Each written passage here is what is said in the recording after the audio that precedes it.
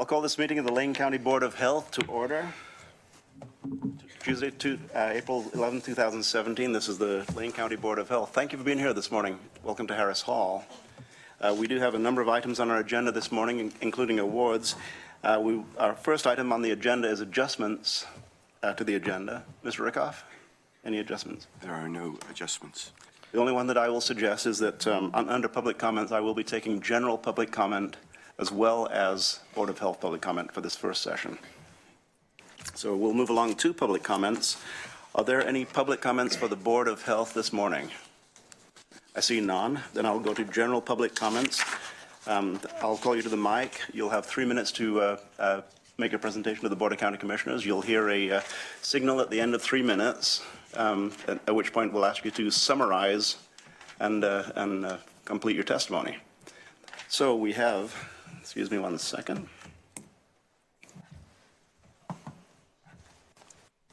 We have 2 people signed up today. We have Rob Van Camp, followed by Helen Kennedy. Rob Van Camp. Ms. Van Camp, please state your name, the microphone right there. Please state your name and address for the record. My name is Rob Van Camp. My address is 287 Greenvale Drive, Springfield, Oregon. And good morning, Commissioners. I'm new at this, so bear with me a second. Thank you for allowing me to speak on behalf of and in support of Heather Buck, a candidate for Faye Stewart's seat. I've known Heather Buck for many years. She has lived and worked in this community and is very aware of its needs.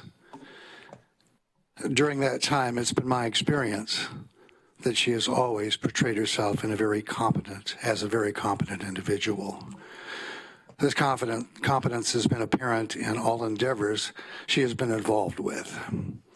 She believes in a commitment to social service as a vehicle to make this community a better place, as is evidenced by her tireless involvement and a working understanding through St. Vincent de Paul of our Veterans Housing Project and allocating of affordable housing for those in need.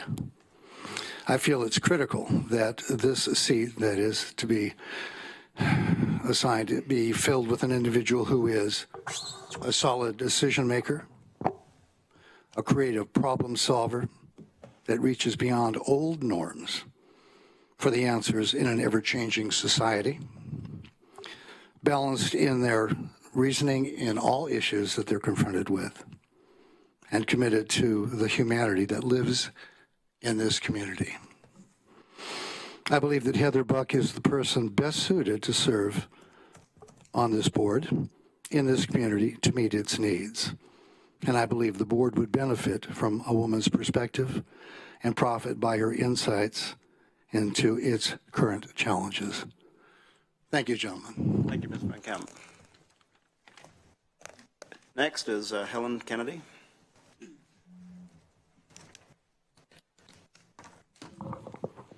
Good morning, Commissioners. My name is Helen Kennedy. My address is 38922 Windling Road, Marcola.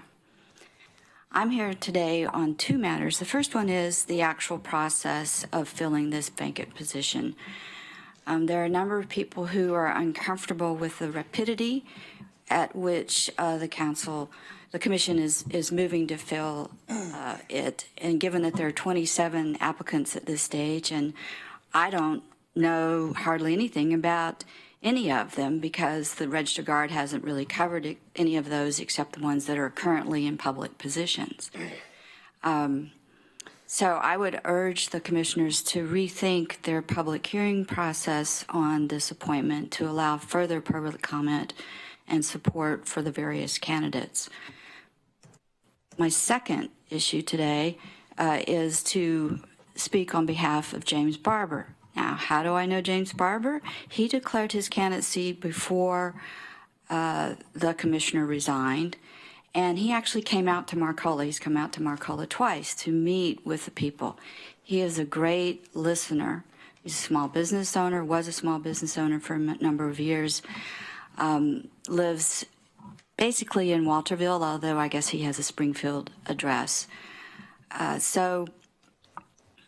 He seems genuinely open to serve the people of Lane County, to identify what the problems are out in the rural districts, and most of our position covers a rural district. And for example, we do not have very good internet access out in Marcola. Lane Transit Authority doesn't even come to Marcola, even though we have affordable housing for people who work in the Springfield, Eugene area. And I think that the commission needs a voice that can speak to those needs of the people in the rural communities. So I'm very much in favor of him because I know him. Thank you very much. Thank you, Ms. Kennedy. Ms. Kennedy was the last person signed up, although I've been signaled that we do have one other person signed up. Thank you, Ms. Ashford. Gloria Baines, excuse me. Yeah, Gloria Baines. Ms. Baines, please step to the mic. Hi, it's Gina Baines, and sorry I was a little bit late. I'm coming from Oak Ridge. So I'm here on behalf of Heather Beck as well. And she is the owner and operator of Preferred Northwest Property Management, and is the broker for that company as well. My capacity of how I know her is I work for St. Vincent de Paul, and we have had a partnership in rebuilding communities and working with the housing with the veterans. And I know that she's very involved in her community and has been co-chair on many boards, very active with her family. One of the things in Oak Ridge that she has done is we took a mobile home park that was the highest crime in Oak Ridge, 50% of the crime. And that crime was reduced 94.5%, and it was directly related to the management from Heather, her organization skills, and just working as a team and knowing how to identify problems and work on solving them. So I'm just here to support her and what she's doing towards housing in our communities, not only in the Eugene area, but all of the rural areas as well. Thank you, Ms. Baines. Thank you. Anyone else wish to address the Board of County Commissioners or the Board of Health? Seeing here none, I'll close the public hearing. It's not a public hearing, excuse me, public comment section. Commissioners, response or remonstrance? Thank you very much, Mr. Chair, and thank you to all of you who came today to talk to the Board of Commissioners. I brought with me the packet of the candidates for the Lane County Board of Commissioners open seat that the board will be appointing. And I just wanted to show this packet so that people would have an idea of the material, just part of the material that's coming into the board on behalf of the people that have applied and will be interviewed tomorrow. And I think that when making a decision of this magnitude, it's a good idea to make sure that the candidates who do get their what I would call courtesy interview, because they are legally qualified to hold this post, I think it's a good idea that we go beyond that courtesy interview, and those that the board feels should get more interview, get a significant interview. When we hired the county administrator, we had a very lengthy process of reviewing the resumes, having professional help in doing that. I don't think that's needed in this instance, but we took a lot of time, and then we interviewed the candidates pretty thoroughly. We even brought in the candidates for an opportunity to meet staff and work with, or meet with staff. I don't think all that's necessary for this, but I do think that interviews are a very important part of the selection process, and I agree that we need to make sure that the candidates who survive the first round of interviews, that we have a sufficient amount of time to interact with those finalists or semifinalists. And we won't know that until we get a chance to talk to them, because if we set it up for 5 to 8 minutes of elapsed time for each candidate, we'll be getting into some fairly serious numbers of hours tomorrow, and that assumes that the Board of Commissioners can suspend the laws of digestion and not eat or not otherwise deal with their other digestion issues. That assumes that no one will get tired. That assumes that everyone is on time. And in my judgment, even the commissioners cannot suspend some of these laws. I just think that we ought to make sure we take the time it takes, and if we have to have another round or go into the evening or otherwise take the time it takes, we ought to do that. And I'm sure that the board knows how serious this is, and I think that we should have a good process. Thank you, Commissioner Sorensen. Commissioner Leica. Thank you, Mr. Chair. Just as well as I want to say thank you very much to those who came and testified this morning. What I'd like to do, though, is during my quick comment here, the family chose to keep this private for nearly a year, but I wanted to comment on this as it was reported this last week. So I just wanted to say that in Springfield, we lost an incredible gem, a true pioneer for our community, the first woman mayor in the history of the city. Sandra Rennie passed away May of last year. And the family kept it quiet and finally released it publicly. But I just wanted to comment on that because when I was a young 38-year-old, first elected as mayor of the city of Springfield, and walking into a pretty significant position, even as a city councilor, it's a game changer when you become a mayor. She was one of the first people who reached out to me immediately and said, here's what you need to do. She said, if there's anything I can do for you, an absolute public servant. And to the Rennie family, my condolences. I'm going to tell you, she was an incredible, incredible gem and a leader for our community. She served the city council as mayor in the 1980s. And I will tell you, in Springfield, the 1980s was a rough and tumble time. We talk about the Great Recession that happened here. Think about 20% unemployment. Think about wood products families who were surviving and doing quite well, and all of a sudden it just came crashing down. And she served 2 terms, and then as mayor. And to the Rennie family, thank you. And she, by the way, she kept involved in the community ever since when she left as city council and mayor, kept highly involved, especially in the arts.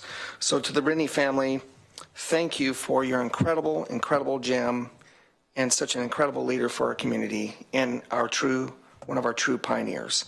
And she has been missed greatly. Thank you. Thank you, Commissioner Leica. Commissioner Bozevich.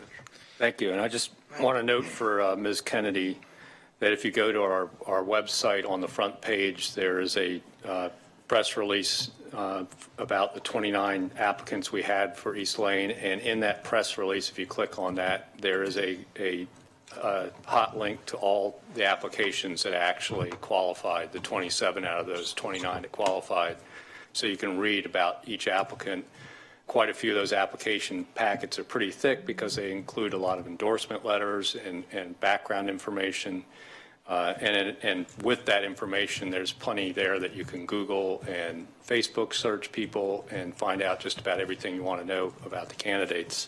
It does seem like a fairly fast process, but when it's almost been a month now since Commissioner Stewart announced his retirement, and it's been almost 2 weeks now since the seat's been vacant, and the folks in East Lane County have not had somebody to call directly about county issues that represents them and is answerable to them in the next election. So it is important that we move through this fairly quickly. I think the Register Guard's editorial this morning, confirmed my belief that we do need to get somebody in here fairly quickly. And there is a lot of information out there. It's been available since last Thursday evening on the internet. So And which, with modern search tools and everything else, you can just about find out anything you want about any one of the candidates that you choose to. And we'll be talking to a lot of them in a public meeting that's televised on the internet tomorrow. Thank you, Commissioner Bozevich. Well stated. Very briefly, on the process that we're undertaking, we'll have a discussion this afternoon regarding the actual procedure that we'll engage in tomorrow. The announcement in the Register-Guard, that the short article that was written today, if you read toward the end of the article, it said that the process described in that article could be changed in today's meeting. So we'll have a discussion, a public discussion in the meeting this afternoon regarding the process that we'll undergo tomorrow and beyond tomorrow if beyond tomorrow becomes necessary. So thank you very much for your testimony on that. The only other thing I'd like to mention, and this is regarding the Board of Health, we have a consent calendar item in the regular Board of County Commissioners meeting. I'm not going to be pulling it from the consent calendar, but it's going to be in the matter of approving receipt of a U.S. Department of Housing and Urban Development Continuum of Care grant in the amount of $3.377 million. Now that's small change to you and me. Oh, wait, no. The $3.377 million, which is a part of about $1.9 billion that the federal government allocates nationally to the Continuum of Care grant, and we get our share, 3.77. Some think a little bit more than our allocated share or our fair share. We do a very good job. The Human Services Commission does a very good job of submitting the Continuum of Care grant. The Poverty and Homelessness Board recommends to the Human Services Commission the recipients of the Continuum of Care grant. And very significantly, this 3.77, which I glibly said is small change, is not, but it leverages many, many, many times that amount of money in nonprofit and private support for the work that we do through the Human Services Commission. It's a big deal. It's on the consent calendar. It'll get passed with one single vote later on this morning, but it really is a big deal, and it's something that we undertake every single year, and every year we pretty much get what we ask for. And I've heard that throughout the nation, not everybody, in fact, very few people get pretty much what they ask for. So well done to the staff, the Health and Human Services Department, the entire department makes this happen. Thank you very much. So I wanted to mention that. Further discussion, Commissioner Bozevich. So if I can just pile on that for a minute about our consent calendar, there's also a $2 million grant we'll be accepting, which everybody refers to as SAMHSA, but it's the Substance Abuse Mental Health Services Administration grant, and it's for the benefit of homeless individuals. So that's another grant that Lane County is fairly successful in getting awarded from the federal government that directly benefits a very needy population in this county. So that between those two, that's $5.37 million that are going to help those folks coming to us, because we do have great staff that write great grant applications. So you're here to staff. Thank you, Commissioner Bozevich. Commissioner Sorensen. I just wanted to say something in connecting the dots, because Commissioner Bozevich highlighted this grant that we're receiving, and it'll be on the consent calendar from SAMHSA. And the Board of Commissioners participates with other governments in Lane County in what is called the United Front. And it is a group of governments, I guess Eugene, Springfield, Lane County, we're kind of the heart of it. In times we've had the University of Oregon as part of it. At times we've had the Springfield School District or the 4J School District or Lane Community College or ESD or different governments. And but the heart of it has been Eugene, Springfield, Lane County. And we have an annual process of meeting with our legislative representatives that we hire, that we have a contract with. And this SAMHSA grant is a direct result of a United Front visit several years ago. I participated in it, and we went to SAMHSA and made this pitch. This isn't something that any one commissioner has a role in, because it's an annual thing and it's kind of a rolling thing. Usually we send one or two commissioners to it each year. And I just want to put a pitch in for the current board and staff that that this process, although it is time-consuming and often not successful, this happens to be an example of something that's successful. I don't want to leave you with the view that they're all successful, but usually by connecting the expertise of our own staff with opportunities that they may or may not know about, that particularly in light of this new national administration, there may be opportunities that we here in Oregon may not know as much about. So it's been a really good process, and I just know that, aren't you going? Commissioner Farr is going, or been the decision maybe? So far. Yeah. So, I mean, this year, because of Commissioner Stewart's departure, it's not quite clear who's going, but I'm sure there'll be at least one commissioner, and certainly the cities will be sending their people. And often we've had the county administrator or some important person from the administration of our governments to go along. And it's just been a really very positive thing. I think another feature is that we're always backing each other up. When Lane Transit District received their major funding for their major project, the EMX, that project was a direct result of Mike Eister and myself being invited to give a presentation at the White House about it and the importance of this project to the whole community.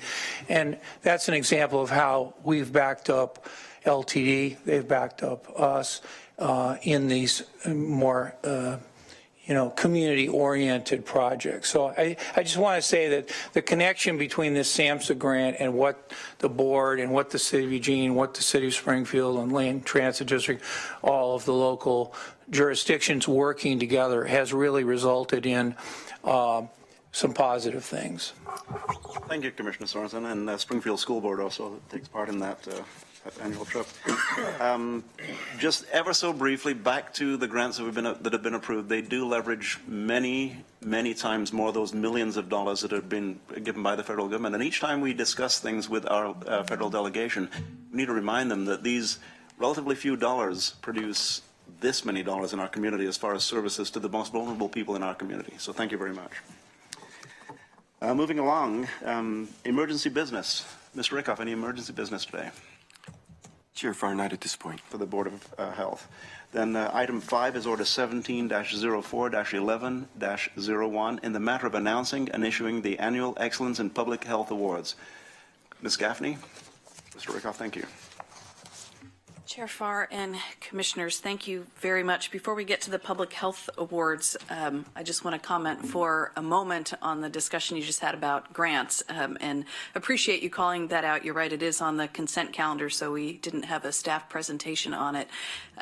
But those dollars are critically important to our service delivery system. And in addition to the leverage that it brings, we absolutely are committed to making sure that the people who pay federal taxes in Lane County, that we get those dollars back into our community to do the work that needs to be done. So you'll hear more during our budget presentation just how important federal dollars are to the work in Health and Human Services. And also, I would be remiss if I didn't clarify the board packet on the SAMHSA grant is giving us authorization to apply for the grant. So I just, hopefully that brings all kinds of good wishes back to Maryland when they review it. And I would love to be able to report back to you in a couple months that we were successful in that, because it will provide some much needed services for people who are homeless and have substance abuse disorders or mental health problems. So think good thoughts for us on that one. And actually, it's a great segue to talking about our Public Health Awards. And we're going to ask Jocelyn to come to the podium, and I want to tell you a little bit about the awards themselves. And my understanding is, Commissioner Farr, you might join us down here for photos as we move through and present the awards. Are you prepared for me to go ahead and just launch? Please. All right. So our Public Health Awards today are really in honor of last week's National Public Health Week. So I'll wish you a belated Happy Public Health Week. Our public health department, like health departments across the country, celebrated in a whole host of different ways the amazing work that takes place every day to keep our whole community healthy and safe. And as the Board of Health, we often talk to you about the slice of that happens within our walls at governmental public health at the county. But today we want to honor the work that happens as a public health system, that really the task of keeping our community healthy and safe can't happen just by public health and our staff alone, but we rely on significant efforts from individuals and organizations in the community. So today we bring to you two public health, Excellence in Public Health Awards, and I've given sufficient time, I think, for Commissioner Farr to make his way to the podium. We have two recipients this year, one an individual and one an organization we'd like to honor for their work in the community. And so I won't give that away, but I will turn it over to Commissioner Farr. Thank you, Ms. Gaffney. Board of Commissioners, we have before us order number 17411-01 in the matter of announcing and issuing the annual Excellence in Public Health Awards. Before we move to the motion, will Ms. Gaffney proceed with presenting the awards? I think so, and I know one of our recipients wasn't able to make it today. Correct. So perhaps we'll go in reverse order. That would be lovely. Then the first one, I'll read the whereas. Whereas the Lane County Board of Commissioners constitutes and is the Lane County Board of Health under ORS 431.410 and ORS 431.415. And whereas the Board of Commissioners sitting jointly as both the body and the Board of Health recognizes the critical importance of supporting a safe and healthy county. And whereas Lane County seeks to recognize the comprehensive community outreach and care provided by the HIV Alliance. HIV Alliance was formed in Eugene in 1944 to support individuals living with HIV, AIDS, and prevent new HIV infections. Over the years, state public health funding for HIV prevention has suffered severe cuts. To ensure the important work of HIV support and prevention continues, HIV Alliance widened their scope of services to include care coordination, nurse management, and pharmaceutical support to people living with HIV/AIDS in 11 counties in Oregon.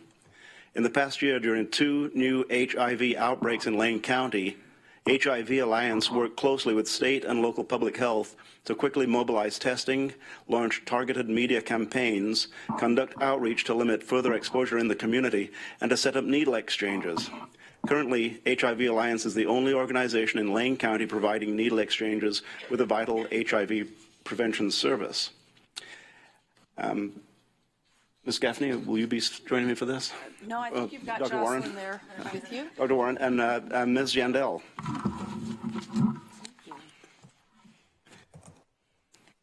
Thank you. Thank you so much. Thank you. Hi, I'm. Oh, thank you. First, and then we'll give you a chance to. How's my hair?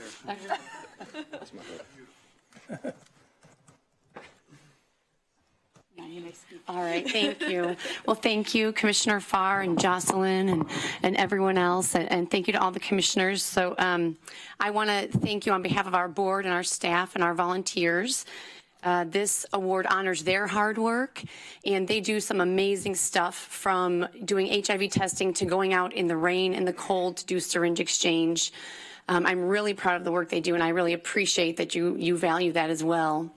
And I think this too, you know, it values the people that we serve, and the communities that we serve don't hear that message often. So I appreciate that you're sending that message to them, that their health and wellness is important to you and important to the county. And I thought I would just say a few words about our partnership with public health, because long before HIV Alliance existed, it was the public health department here in Lane County, the nurses and the staff that really stood up in the face of fear and ignorance and provided care to people living with HIV. And I think that really set the foundation for what we do as an organization. And I've been with the agency for 17 years, and when I started, I was a street outreach worker. And it was a public health employee who took me out the first time, taught me how to do street outreach safely. But the most important thing she taught me was that treating people with dignity and respect was the foundation for public health. And in all the years that I've worked with public health, everyone there has really lived that value, and it's a foundation value for HIV Alliance as well. So I can't tell you how honored we are to accept the award. Thank you.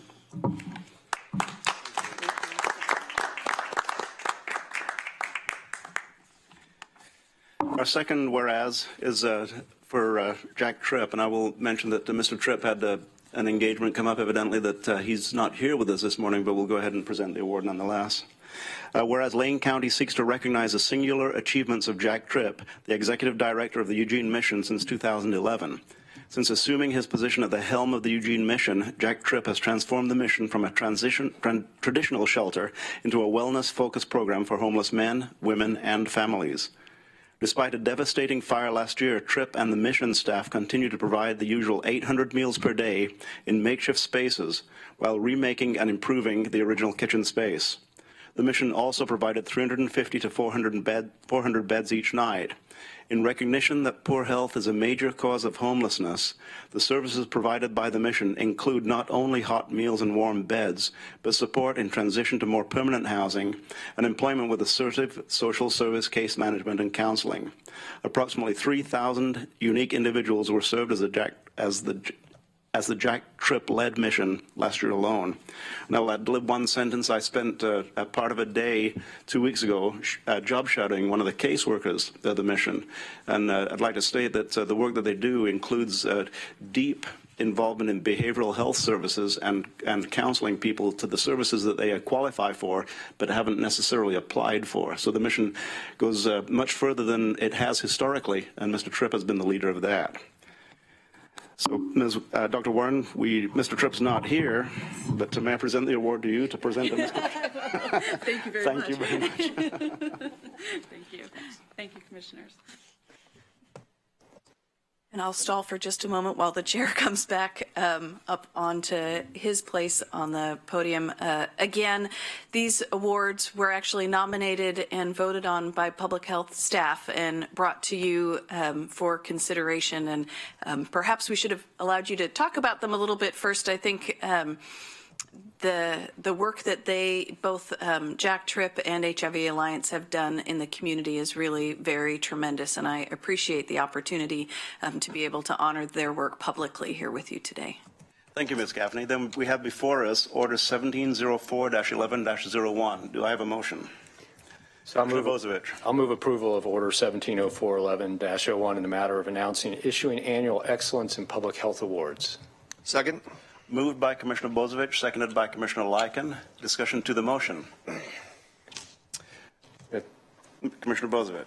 I'd just like to, because we didn't quite get a chance to say anything, just take a moment to say, one, what a great organization HIV Alliance is and the great work they do.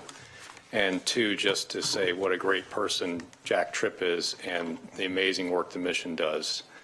We didn't get a chance to applaud for Jack publicly here, but believe me, I think all of us were up here applauding internally that he was getting that award. Why don't we do it right now? Yeah.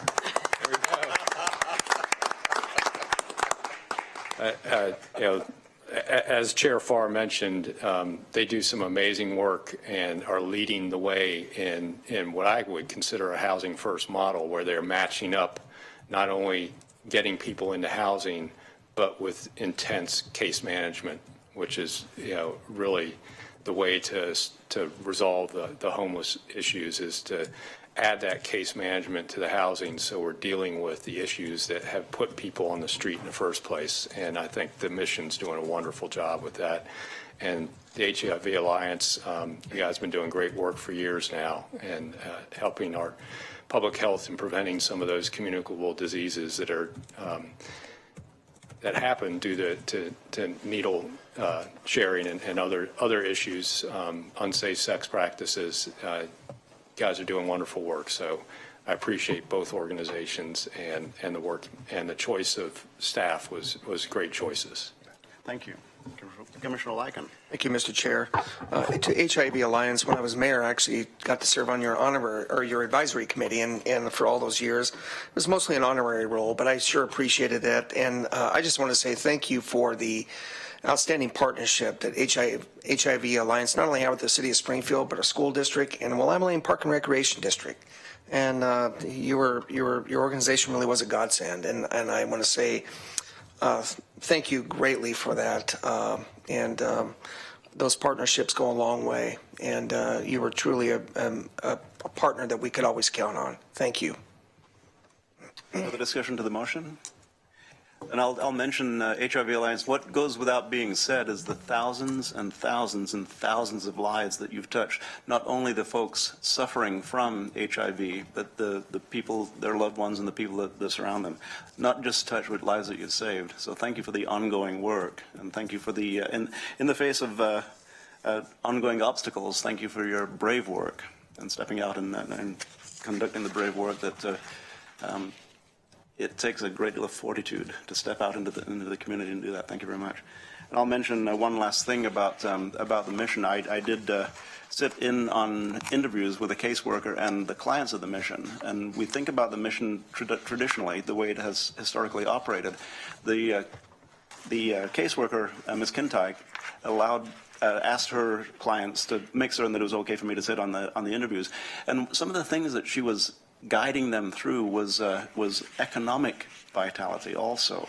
For instance, one person, she was working on a savings account and asked this person how much they had saved over the last month in order to get first, last, and security for an apartment so they could move into permanent housing out of the mission. So they're continually trying to move people through the mission into permanent housing. It's a real, a strong effort that they make. And the gentleman made a commitment to save a certain amount of money each month, and they had a target date that he would move into an apartment. So it's the mission is providing services more than the traditional rescue mission that perhaps people think the mission is. The mission is, Mr. Tripp sometimes says that they're the largest behavioral health facility in Lane County. I think we have people in this room who may disagree with that assessment, but it's something that we can discuss. It's a partnership that we have in behavioral health response. So thank you very much.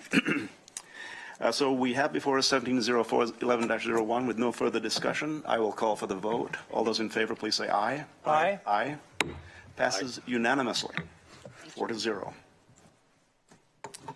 Thank you, Ms. Gaffney.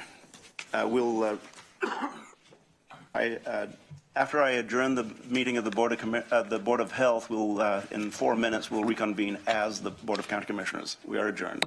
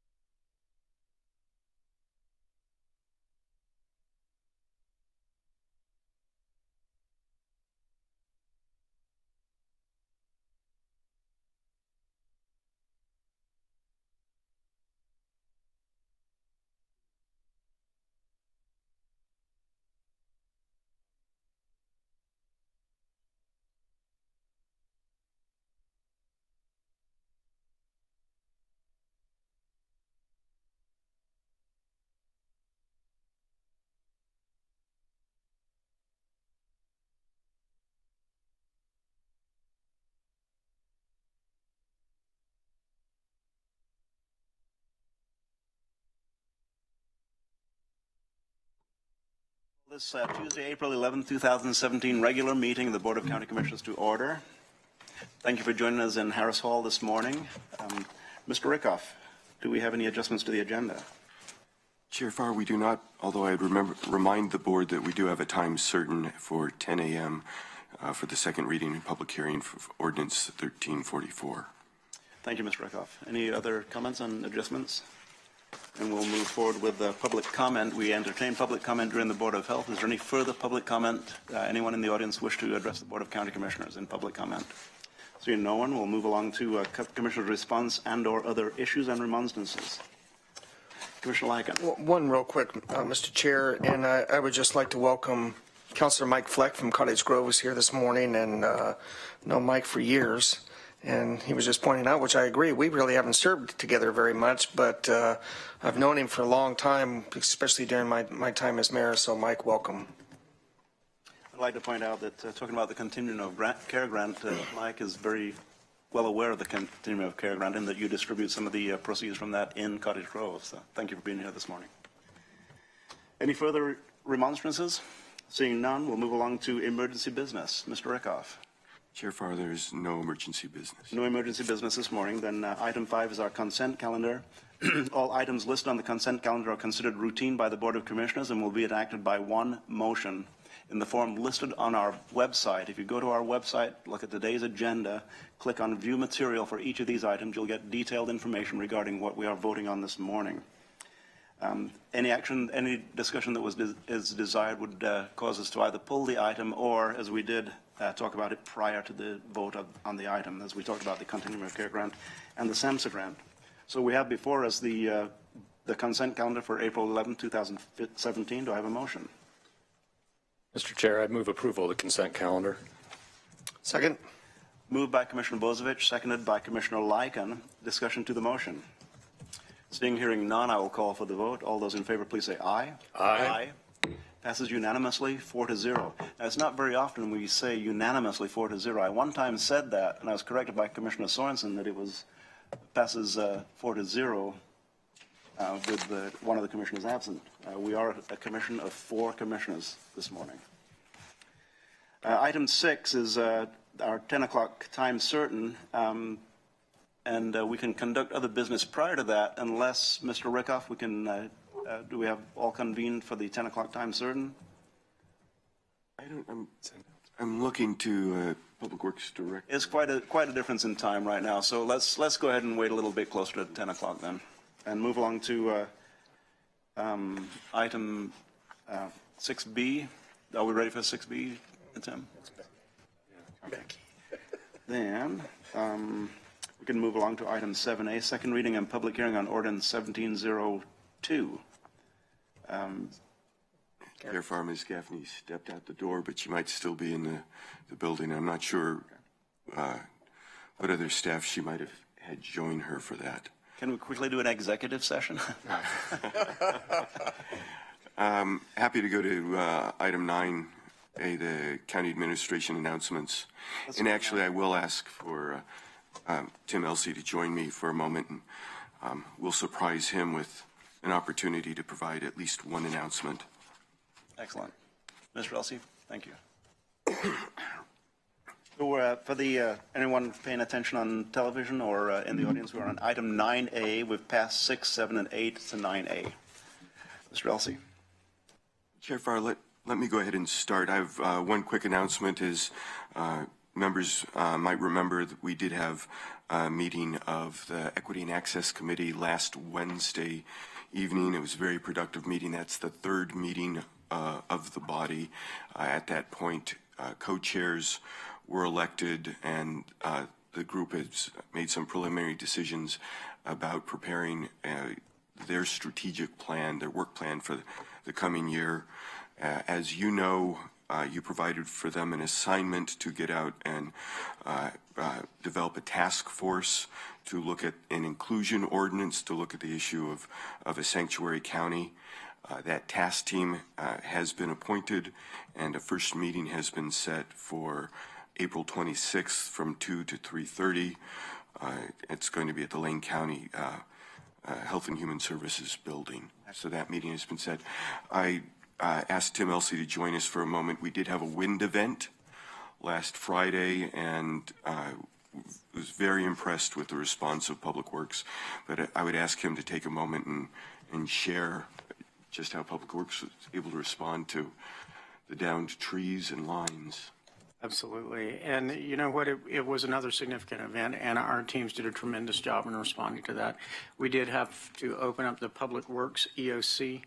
And so to do that, it was to make sure that we could respond quickly to all of the calls that we had coming in. From our weather events response system, we had over 28 calls, which meant that we had closed roads. Although our crews are working 4 10-hour shifts now, and this happened on Friday, we called in members of all of 5 crews, with the Florence area crews working until after 8 o'clock at night. Oren Schumacher and Keith McGarvey and all of their supervisors did a tremendous job in responding to this event. And, you know, as Oren mentioned to me, unfortunately, we're getting pretty good at these. It's been a good year, a bad year. Commissioner Sorensen. Mr. Elsey, I know we had this big event back in December and others. Is there any evolution in our planning for these things? Was there any difference between, say, the December event and the April event in terms of responding? I'm just interested in whether there's been any changes in the relationship between our public works function and the utilities, and just see if there's been any changes. Obviously, the people that do the work are extremely dedicated and they just work tirelessly to do what they can, but I'm just wondering at the policy level whether there's been any changes. Were people notified easier? Was there a more consistent message for the public? Some of the problems that were identified, you know, in December. You bet. And thank you so much for asking that. We did have a follow-up lessons learned with all the utility companies, the city of Springfield and the city of Eugene after the ICE event in December. And although we still have more lessons that we're going to learn from this, and we're putting together a liaison group that will bring back more recommendations, what we found during this event is that the communications just from having that one meeting have increased. And our staff was very appreciative of the coordination and communication and collaboration that we had from all the utility companies. Thank you. Thank you, Commissioner Sorensen. Thank you. Further questions, comments? You know, it's amazing. You said they work 4 10-hour shifts a week, but they're willing and able to come in on short notice. I mean, I didn't expect the windstorm. It came out of no place as far as I could tell, and it blew all night long. And you'd think at some point that all the branches that are going to blow down have already blown down, but it's every time it happens, I guess the ice storm must have weakened a few more because there were branches down everywhere, power out everywhere.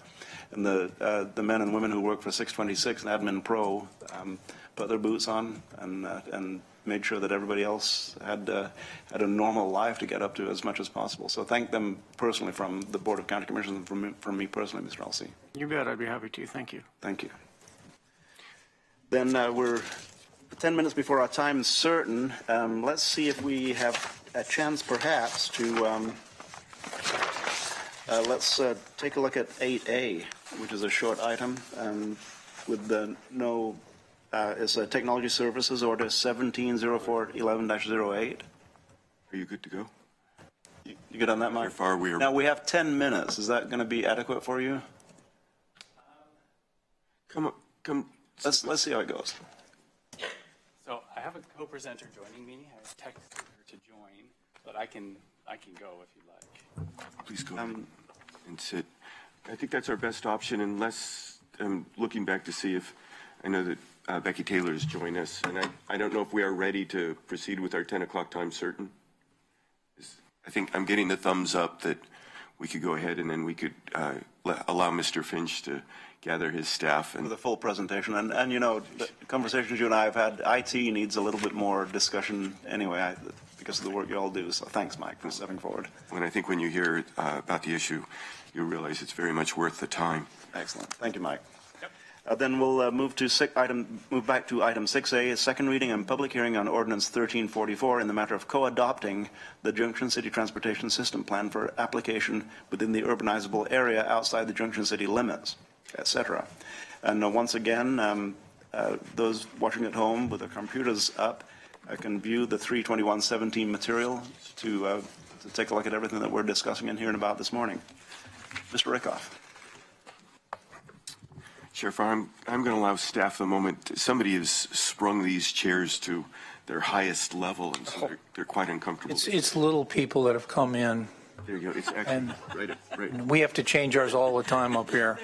Sometimes Jay looks like he's 9 feet tall when I'm down here. Becky Taylor. Go ahead. Good morning. Thank you, Chair Farr, Commissioners. I'm Becky Taylor. I'm a Senior Transportation Planner. And with me today is Jordan Cogsburn from Junction City. I am Jordan Cogburn. I'd like to also additionally acknowledge Councilors Karen and Jim Leach of Junction City as well. Today's item is co-adoption of Junction City's Transportation System Plan. Their City Council adopted their TSP on September 13th, 2016. And as you know, Lane County co-adopts the transportation system plans for each of the incorporated cities within Lane County.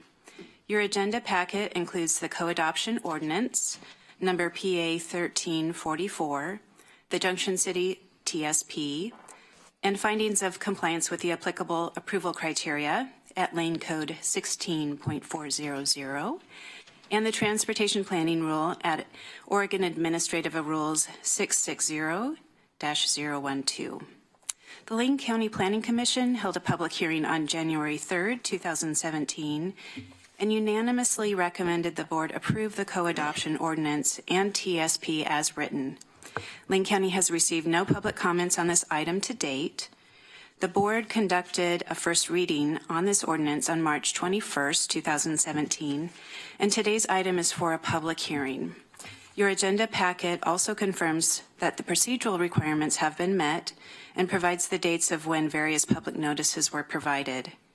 Based on the record to date, staff recommends option 1 of the alternative actions in your agenda packet, which is to approve ordinance number PA 1344 as presented.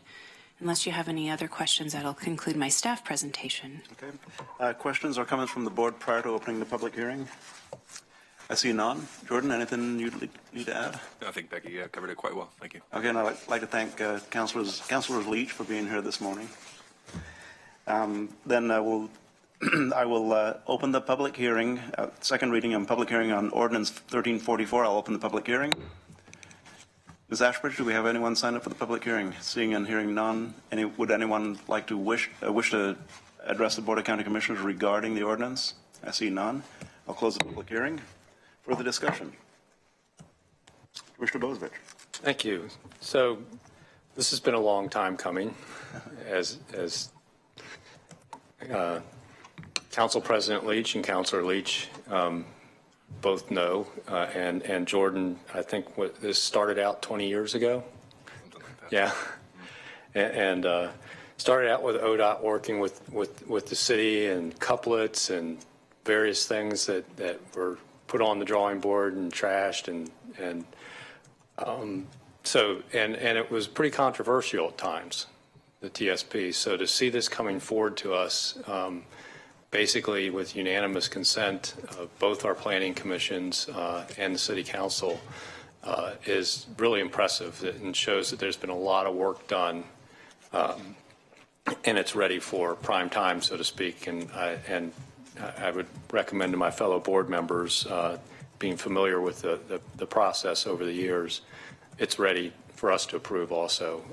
The findings are well done, and I think it meets the goals of the community, and it was well thought out and well deliberated, great public process, plenty of opportunity for public input, and we're getting to this point basically with the unanimous recommendations of our planning commission. So I would recommend to my fellow board members support of the TSP. Thank you, Commissioner Bozevich. Any further discussion?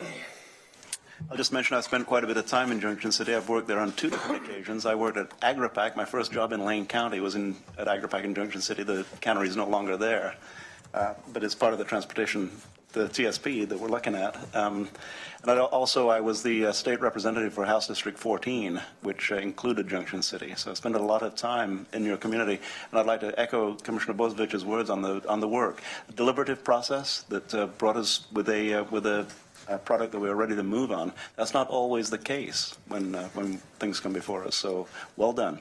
Well done to not just the councillors that are here, but the councillors through the years who've taken part in this, and the mayors through the years who have taken part in this. So very well done. So we have before us Ordinance 1344. Do I have a motion? Commissioner Bozievich. So I'd like to move approval of ordinance number PA 1344 in the matter of co-adopting the Junction City Transportation Plan for applications within the urbanizable area outside the Junction City limits and within the Junction City urban growth boundary, and adopting savings and severability clauses. Second. Moved by Commissioner Bozievich, seconded by Commissioner Lycan. This is an ordinance. Any discussion to the motion? Commissioner Bozievich. I'd just like to also note that this is planning for the future in Junction City. As everybody might be aware, Junction City is the fastest growing city in Lane County population wise. So looking forward and making this plan a reality, the Junction City Council and Mayor should be commended.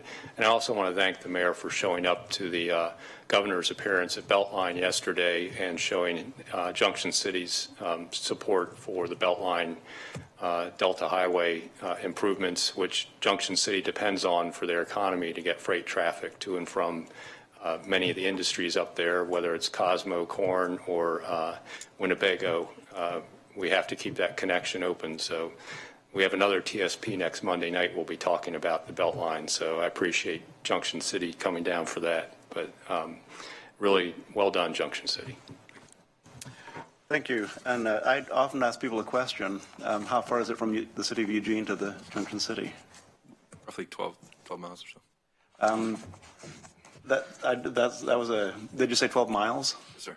That's an old number. The city of Eugene goes out to the airport, and the city of Junction City starts at about Meadowview. So I think Commissioner Lycan could hit a long drive from the city of Eugene. Very long to the drive. City of Junction City. But When I was a lot younger. So thank you very much. We have before us the motion. Any further discussion? This is an ordinance, so roll call, Mr. Rakoff. Commissioner Sorensen. Aye. Commissioner Lycan. Aye. Commissioner Bozievich. Aye. Chair Farr. Aye. Passes unanimously. Thank you. Cheers. Well done. Thank you. Thank you. Don't go anyplace, Ms. Taylor. Okay, then we have before us item B, which is a work session on the Lane County Transportation Safety Action Plan, TSAP. Commissioner Lycan has been deeply involved in this, not just at the Lane County level, but on the MPC level and also on the state level. So, Mr. Rakoff. I believe at this point, staff is getting in place. Again, this is Becky Taylor. Good morning again, Commissioners. Thank you, Chair Farr. I have a PowerPoint presentation that I'm going to set up very quickly on this item, but I would like to turn it over to Tim to talk about, set some context for you on this item. Thank you. Good morning, Commissioners. First of all, we'd like to thank you for taking the time to have this work session on this topic today. This shows your level of dedication to this important topic. Before Becky gets to the details of the presentation, I'd like to provide you with some statistics. Now, I know you've heard a lot of these statistics before, but I think some of them bear repeating. First of all, from 2009 to 2013, traffic crashes were the leading cause of death for ages 1 through 24 in Lane County. Between 2014 and 2015, while traffic fatalities in the U.S. rose an average of 8%, which, by the way, was the greatest increase in 50 years, there was one state that led that increase, and that was the state of Oregon, and we had an increase of 26% of traffic fatalities between 2014 and 2015. Lane County, in that same period of time, the deaths on our roadways rose from 45 deaths in 2014 to 57 deaths in 2015. That's an increase of 27%. So we mirrored the state average. So the plan that Becky will present this morning will begin the process of helping us to further understand the root causes of traffic fatalities, which will help us lower the fatality rate. The U.S., of course, is currently lagging behind Sweden in Europe in our efforts to prevent traffic fatalities. Sweden's fatality rate, I think these statistics are important and they're telling. Sweden's fatality rate is 3 fatalities per 100,000 residents. Europe's fatality rate is 5.5 fatalities per 100,000 residents. The average fatality rate in the United States is 11.4 fatalities per 100,000, and in Lane County, it's 13 per 100,000. We are 4 times the fatality rate of Sweden. Rural Lane County is even worse when you just look at the rural areas of the county. So what these statistics mean is that we can make a difference because Europe and Sweden have implemented proven strategies to lower fatalities. And one of the initiatives that Becky will speak to today is a national effort called Towards Zero Deaths. This is similar to an initiative that the City of Eugene has endorsed, which is called Vision Zero. Vision Zero, by the way, is the same name of the initiative that Sweden implemented many, many years ago. But Towards Zero Death is more focused on rural areas. And to show you the importance of Towards Zero Death, let me tell you some of the people that have endorsed this. First of all, the National Association of County Engineers, the American Association of State Highway and Transportation Officials, or AASHTO, the Governor's Highway Safety Association, the Commercial Vehicle Safety Alliance, the National Association of State Emergency Medical Service Officials, and the American Association of Motor Vehicle Administrators. Now, lowering fatality rates is going to be a huge undertaking, and it's an important problem, and frankly, it will be the most important undertaking that I'm likely to take on in my career. Certainly, it's the most important undertaking that I've taken on so far in my career. I'm lucky to be able to work with a dedicated, passionate team of talented individuals, including Becky Taylor, David Reeser, and Steve Dobrinich. Of course, given the large number of potential projects and limited county resources, as we consider future projects, we'll be required to use our judgment and consider a large number of factors, including, but not limited to, types of crashes, geometric considerations, engineering solutions available to us, solutions we develop with our partners from the Sheriff's Department and Health and Human Services, and we'll exercise our discretion as permitted by ORS 30.265 about which projects to undertake. Thank you again for your interest in this effort and your emphasis on reducing serious and fatal crashes in Lane County. Thank you, Tim, and thank you again, Commissioners. Strong leadership is so essential to bringing about the changes necessary to realize a new vision for Lane County. The focus of today's work session is to get you up to speed on the new Transportation Safety Action Plan. This is our strategy to reverse the trend that we've been talking about. This plan was shared with our Transportation Advisory Committee, and so our chair from the TRAC is here today to also speak about the plan. Kent Fleming. Thank you. Good morning, Commissioners. First, I'd like to thank you for approving the name change from Road Advisory Committee to Transportation Advisory Committee to reflect this broader scope of concerns from multimodal transportation system. We were kept up to date throughout the past year on the development of the plan and the collection of data and the outreach, and then given a draft in January, which we reviewed and made some recommendations for some clarification on different points, and then we're given a final version, and we approved that, discussed that, and approved it unanimously in our March meeting.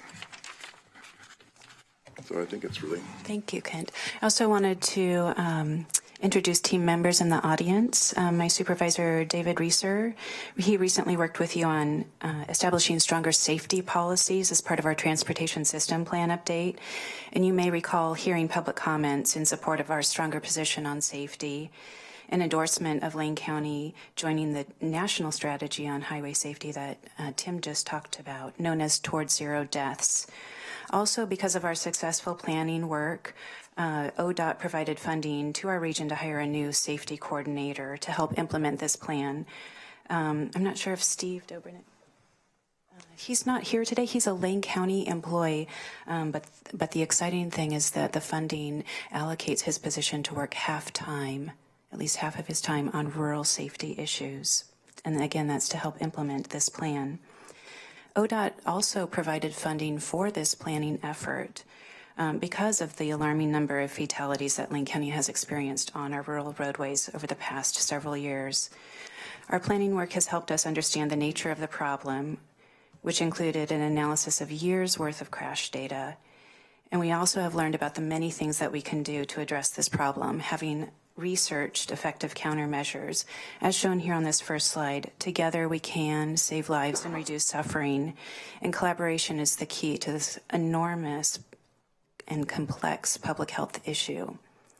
This plan addresses severe injury and fatal collisions with enforcement, engineering, and education actions.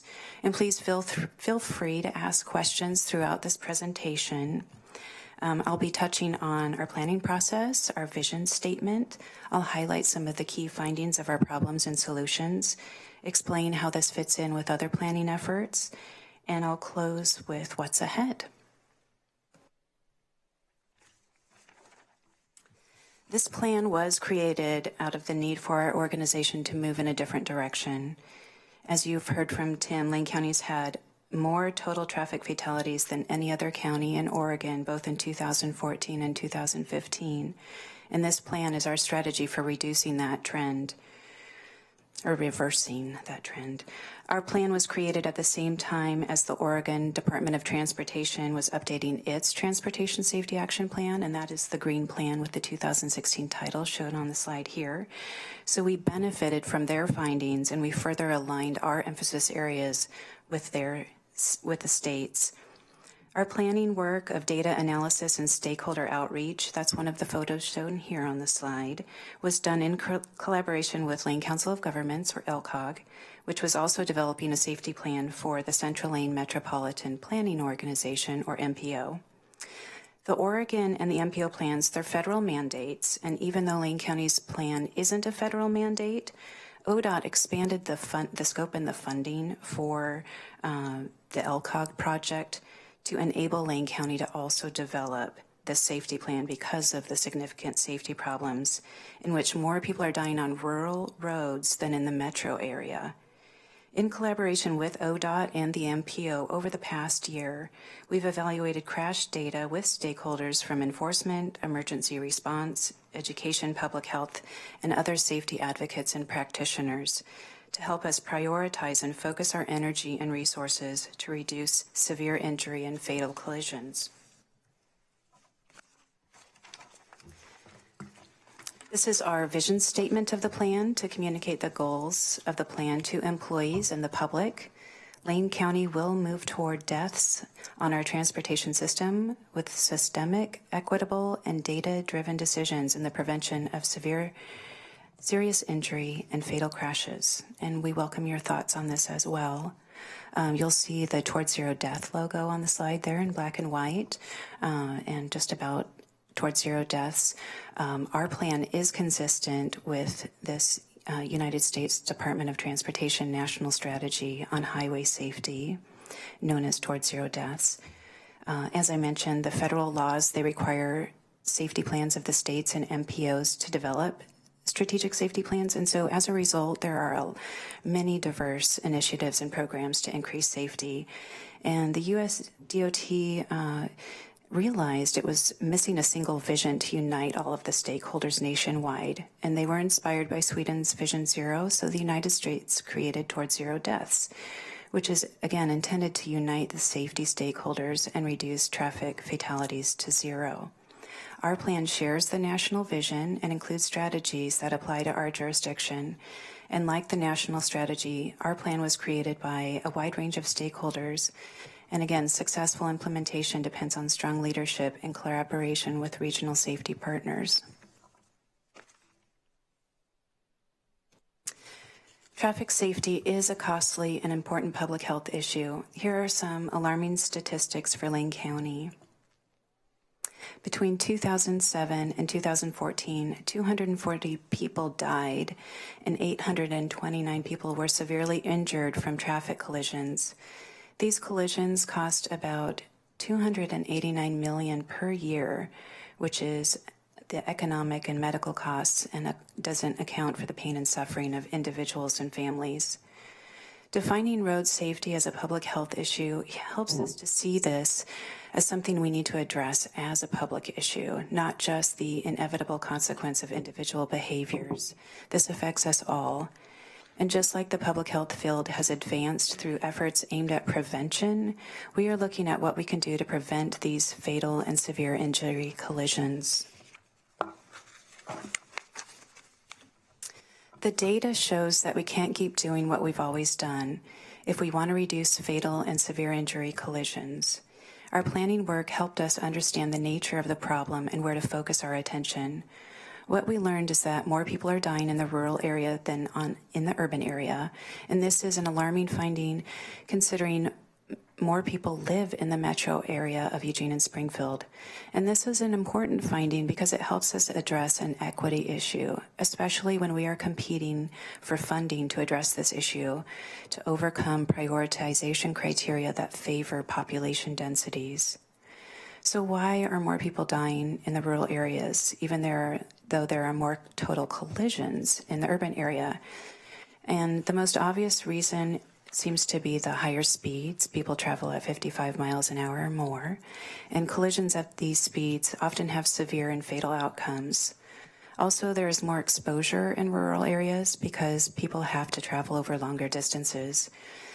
From my outreach with our transportation system plan and talking to people, there seems to be a broad consensus that people can't get anywhere in rural Lane County without a car. And if you look at our rural roadways, most of which look like this photo here, the system is known to be unforgiving of air without much recovery area. Most of the roads are fairly narrow and windy. So we looked at where are these fatal collisions happening in the rural areas, and they were pretty scattered, pretty much all over the map. And this scattered nature of rural fatalities is pretty common across the nation. And it adds to the problem that it goes unnoticed and it appears random. It tends to fall to through the cracks of our traditional hotspot engineering approach that looks at specific locations with high crash rates for a physical solution. So we looked at what is common across these fatal collisions, and we discovered that most of them were the same type of crash. They're a roadway departure, and that's where someone just entirely leaves the roadway, most often hitting a fixed object. And people don't leave the roadway for no reason. Most of them involved excessive speed, but as you can imagine, it only takes a moment to make a minor error and experience a severe outcome. With this information, we know that we can save the most lives if we can keep people on the road. There are a lot of things we can do with engineering to keep people on the road, to account for the inevitable human error, to provide a more forgiving system. And this is a shift from the perspective that if we fix the road, there was something wrong with it. We also know that this is largely a behavioral problem, so education and enforcement are important actions defined in our plan. There is a lot that can be done to influence human behavior, and there are also a lot of completely innocent victims in these collisions. Yes. Excuse me, Commissioner Lycan. Thank you, Mr. Chair. And Becky, I just wanted to comment on this piece in particular. First of all, I want to call out David Reeser, and who I received a call. It's been, I think the first call I received about a month ago or so. It was right after the accident out in the Mohawk Valley, and which there was a fatality, unfortunately. And but David talked to me about two things. First of all, that at the accident scene, the investigation that was occurring, we had, I think, David, was it you yourself that was on scene right after the accident, part of the investigation, what I think is critical to have somebody from Transportation and Public Works continue to be part of that as these investigations happen on the rural side. The other was the response, and this is where I want to call out David, the response to the neighbors, because it's really the neighbors who witnessed this. And this isn't obviously unfortunately, this is not the first fatality or the first accident on this particular area. But as and I know there isn't a final outcome on this, but it seems to be the potential here could be something as simple as signage, which is really amazing. And so when you're talking about ways that we can work, whether it's through the guardrails, whether it's through signage, things that are not overly expensive, because here's the reality, because Commissioner Bozevich has brought this up too many, many times. The traffic enforcement is going to be challenging. And as we all know, we've lost over 90% of our federal money. And this went directly to, in particular, patrol with the Sheriff's Department. So from a technological standpoint or from an engineering standpoint, this is what it's things like this is really what I like to see. The other, and I'll just share this real quickly. So we're number one. Clackamas County is number two as far as fatalities among counties. So at the AOC Transportation, which I co-chair, one of my committee members is Paul Savas, who's Clackamas County Commissioner. We both have become very engaged on this as a state level. It makes more sense to have two people screaming about it, especially as the third and fourth most populated counties in the state, one metro, one down, one in our area, to really comment and talk to the engineers and the leadership when it comes to transportation and talk about, this is unacceptable.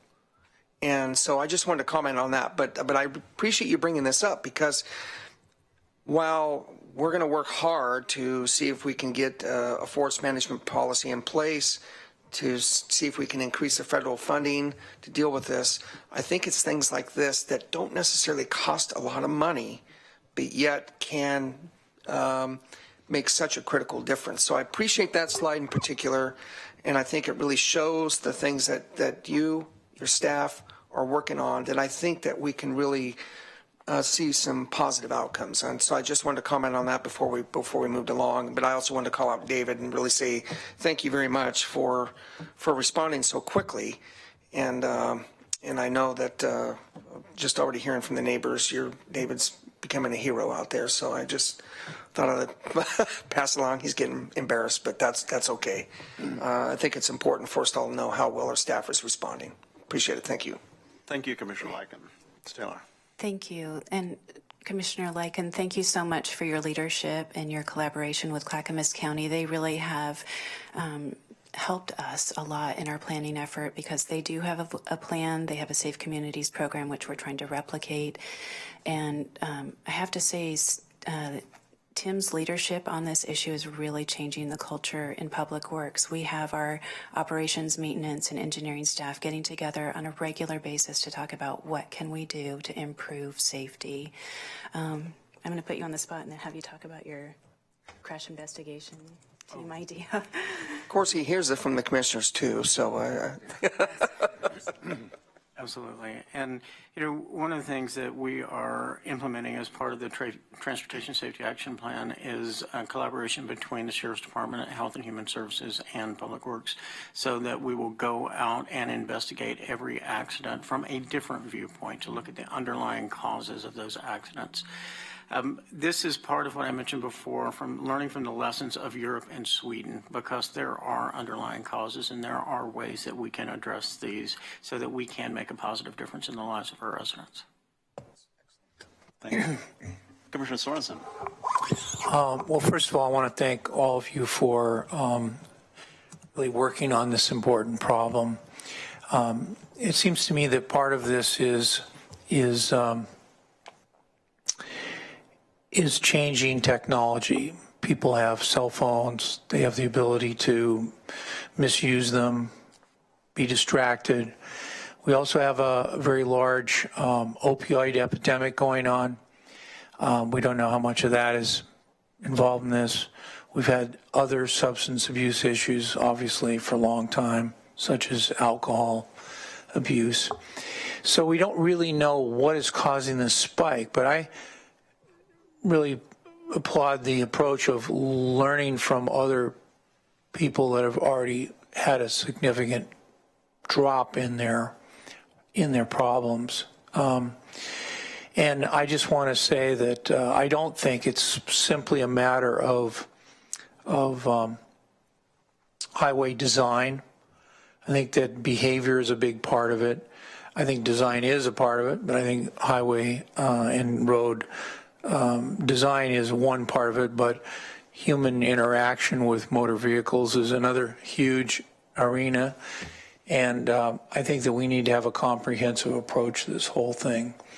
I also think that we need to be aware that there's commercial drivers that have special license requirements versus the general public that doesn't have those same special requirements. And I think that's an important part. So as professional drivers may get additional training, they may get additional monitoring. I'm not really sure. I do know that the Oregon Division of Motor Vehicles has in recent years changed the license renewal requirements so that people get license renewals for longer and longer times. And I think mine goes currently to 2019, which maybe a person that's 65 years of age in 2017 may need to have a little bit more opportunity to demonstrate their motor skills than maybe other people. So I just don't know how DMV arrives at the requirement that there's a 6 or 8 year period to determine whether someone is qualified to drive a motor vehicle. And I don't know anything about the CDL requirements. So I'm just encouraging a comprehensive approach. I'm encouraging you to keep doing what you're doing and keep looking for the alternatives that are out there. If money is an issue, I'd like to hear it straight out. We need more money. I don't want to hear, kind of pussyfooting around the money issue just because we've had a substantial drop. Now, whether we can do anything about that is another matter, but in terms of advice from the committee, from staff, I'd like to get it straight out that one of the reasons, if that's true, one of the reasons we have the highest death rate on roads is because we don't have the funding to do the enforcement or the proper design and deal with the problem areas where we've had additional crashes and deaths throughout the community. Thanks a lot. Thank you, Commissioner Sorensen. Ms. Taylor. Thank you. So thank you, Commissioner Sorensen. You predicted my next slide, which was the comprehensive approach. That definitely is our focus, and I'll just quickly say we probably do need more money, but I'll leave that conversation to the tail end of this and have Tim speak to that. The data does show that we need to complement our traditional engineering approach of pursuing major improvements at high crash locations or hotspots with a broader set of systemic tools. As you know, I've been coming to you with 2 transportation planning efforts at least. And on both of these shown here, our transportation system plan and our transportation system action plan, both of those received funding from ODOT. We're updating our transportation system plan. That's a plan we've had for a long time. That's the transportation element of our rural comprehensive plan, and it is a state mandate. It's essentially our 20-year master plan that contains our transportation policies and identifies projects over the next 20 years. As you'll recall, we recently discussed stronger safety policies as part of the transportation system plan, and our technical findings showed that our most significant issue is safety. Here's a number for you. Location-specific roadway projects for safety needs amounted to about $549 million. Our Transportation Safety Action Plan is the plan before you today. Again, it's not a federal mandate, but we received funding to develop it from ODOT, and Clackamas County, as was mentioned, has a plan, and it helps us be more strategic in addressing this problem and also to secure state and federal funding regarding safety. This is our comprehensive approach. Again, it includes more than just engineering. It includes lots of education and enforcement actions as well. On my next slide, I'm going to touch on some of the engineering solutions. And these are known as systemic engineering solutions. They're things that we can integrate into our regular work. They're more low cost. I am more immediately focused on what can we do right away. As you know, our road funds have been severely cut over the past several years to the extent that we can barely keep up with our maintenance activities of just maintaining what we've got from pavement edge to pavement edge. But there are a lot of things we can do to improve safety as part of our regular maintenance work. This is a very cost-effective way for us to address safety by incorporating some of the improvements shown here on this slide, the safety edge, rumble strips, and delineation. This summer, we'll be incorporating safety edges and centerline rumble strips on 4 roadway overlay projects, Crow Road, High Pass Road, Subtle Road, and Poodle Creek Road. And just to explain what each of these features are, the safety edge, it's an attachment to the paver that forms an angled edge to the pavement. And this angle helps the driver get back on the roadway more easily if they've drifted off. Without the formed edge, the edge unravels, becomes rough, and deteriorates in a manner that can cause tire scrubbing, causing the driver to overcorrect.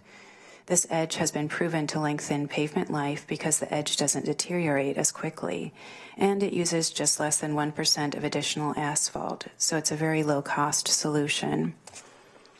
As for rumble strips, most of our roadways are too narrow for the shoulder rumble strips that you see along state highways, but we are looking at centerline rumble strips to avoid the head-on collisions. We know that centerline rumble strips can reduce fatalities by 45%.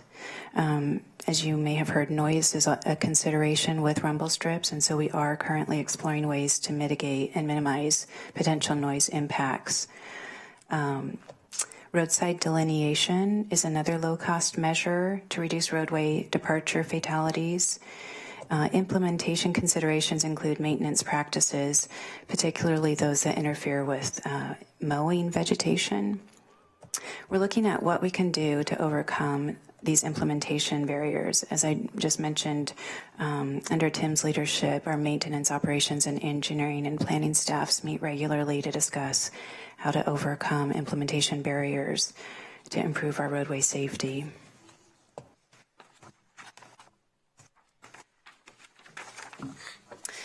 Enforcement. We need to build greater appreciation for the value of enforcement and saving lives. All too often, patrols are perceived as less important to real crimes, but these statistics really show the impact of crashes. Enforcement is important to addressing the behavioral issues of our safety problem, to hold people accountable and influence behavior change. As you all have just mentioned, we've lost enforcement resources over the years. And Sheriff Trapp, he confirmed for me that in fiscal year 2016, his deputies were able to issue only 2,935 traffic citations, which represents an 88% reduction in traffic enforcement compared to an average of 24,826 traffic citations issued between the years of 2005 and 2009. So we do need more enforcement staff to have an actual patrol force. Right now, people say the rural areas like the Wild West. People speed because they know they won't get caught. At the same time, we know that if we were able to increase our forces, enforcement couldn't be everywhere at all times across rural Lane County. So our plan includes actions that would effectively multiply our force, such as speed feedback signage and other engineering and educational actions.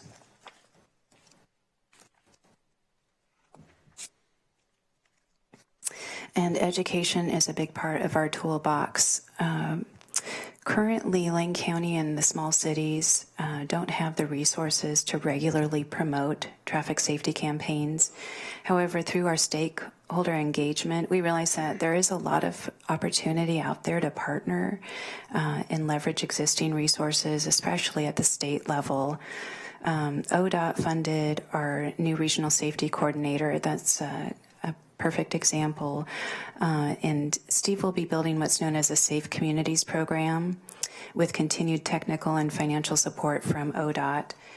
A key product will be the development of a web tool for collecting and sharing information. We need to be able to keep you and other elected officials and stakeholders and the public informed of safety issues. We also want to supplement the engineering and enforcement actions with educational efforts to broaden public awareness, to develop what's known as a safety culture. We have a strong safety culture in many areas, and that's an example of demanding and expecting that our food is safe to eat and that our medicines are free from harmful side effects. We're not willing to accept commercial airline or train passenger fatalities, but there's too much indifference and complacency about traffic crashes. We just accept that it's a cost of our mobility. So we're framing this safety issue as a public health issue because, as Tim mentioned, it is a leading cause of death. And so we're also following the public health's focus on prevention. Many of these collisions are preventable, and the public needs to know that there are things they can do to save lives. And when you get right down to it, traffic safety is largely the responsibility of individual drivers, and sharing our data is a big part of that public perception. This is my final slide to share with you what's ahead. We're planning for you to adopt this plan through a public hearing process. We'll schedule that soon this summer. Our Safe Communities program is being developed by our regional safety coordinator to implement the plan actions. We're incorporating systemic engineering solutions in our pavement overlays.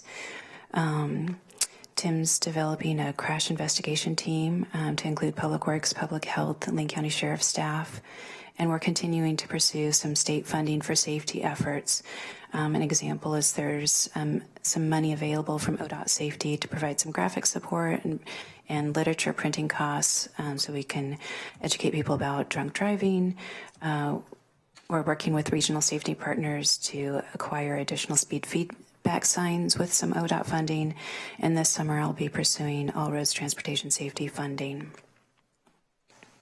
Again, working hard, but really appreciate your leadership. I don't know if you have any questions. Your final slide answered my questions, my personal questions. Questions or comments? Pretty much. Commissioner Bozovich. Thank you. So,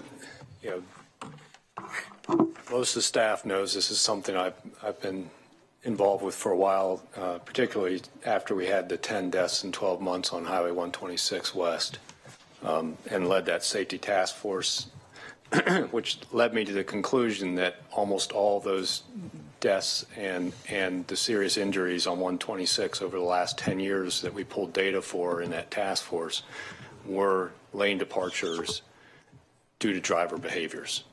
And so there's a real issue with driver behavior. And when you start looking overall, whether it's, Poodle Creek Road or it's out in Marcola, almost all of these, the Penn Road, all those that have some driver behavior element to them. And I really have to appreciate Tim's commitment to this and changing how Public Works looks at this and developing what I would consider a culture of safety. When I was at eWeb, that was something that we really, got involved in over the years in developing a culture of safety. Because, if you're working with high-powered lines or things under pressure, there's a real issue about, on-the-job accidents and all that. But it went all the way into the office to things like not standing on a chair to reach something, that has rollers to lifting a box properly. And trying to develop that throughout the whole system to prevent on-the-job accidents. We need to kind of do that around traffic in our community across the country, but we can focus here locally. We have to develop that culture of safety where people are thinking about being safe all the time. And I think Tim's leadership in that is really important. Just to embarrass Tim a little bit, with a story, we had a recent fatality on Central Road out near Veneta. and it was the second fatality in the same curve within almost 2 years. And the widow of the first fatality contacted me after the second one and was highly upset that, something needed to be done there. Tim personally went out and investigated that area. It's not a curve that's really dangerous, but it's a curve that occurs after a very long straightaway. And speed-wise, it should be safe at the posted speed, but unfortunately, it seems like in both these fatalities, it was approached at excessive speed, and it was a lane departure, road departure accident in both cases. But Tim went out there and looked at it and decided that even though the AASHTO book didn't warrant it, ended up putting chevrons up on that curve, which the folks out there that have been noting that issue for a while, because there have been non-injury accidents in that area too, we're really appreciative of the response that we got out there. And I got a lot of kudos for Tim's work out there. That's just part of the picture, is having that developing that culture of safety, doing that accident investigation work, involving the folks that design the roads in the accident investigations, so they can look for maybe that systemic thing that might be causing that particular kind of accident. But there's a lot of factors in this, and I want to touch on a couple of them. One of the things we saw up there earlier was 3 out of the what they call the 5 E's. Engineering, enforcement, and education. We forget sometimes that emergency response is one of those E's. And we're getting ready in the next board item to talk about our ambulance service districts and actual response times. It's something we need to pay attention to, because it's getting harder and harder to fund ambulance services based on our current reimbursement rates for transport and all that. It's an issue that's a crisis coming in the future relative to funding and all. And as we look at the maps we're going to adopt today, there's significant areas of rural Lane County that do not have a 24/7, 20-minute response time. In fact, there are areas where the response time is 4 hours or more. So, part of surviving a vehicle accident, you want to prevent them from having in the first place, but one of the things that leads to even more severe injuries and more deaths is not getting the emergency service there quickly and getting those folks stabilized and transported. So we have to pay attention to that piece too. When we talk about patrol, and that's something I've harped on because it is a driver behavior issue, and education helps, but everybody knows that enforcement's really the stick sometimes gets people's attention better.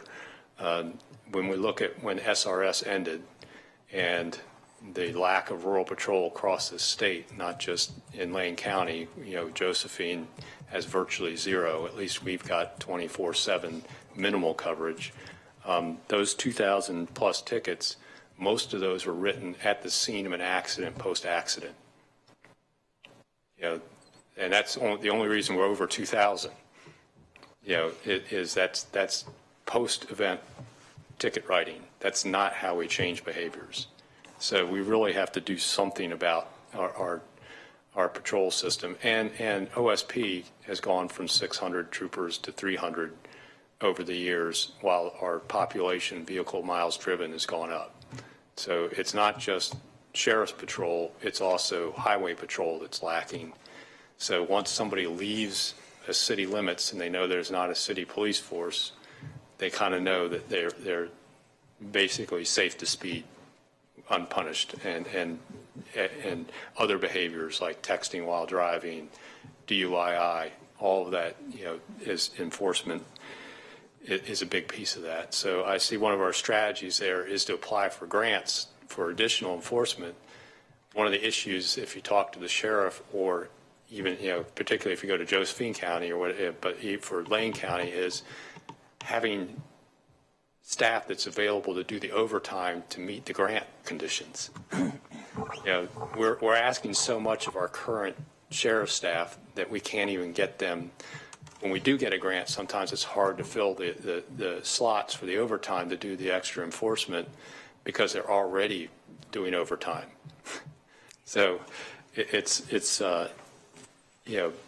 really a matter of having a sustainable funding method for patrol, which leads to our whole discussion around metro plans and other future ways of trying to permanently fund additional patrol in rural Lane County.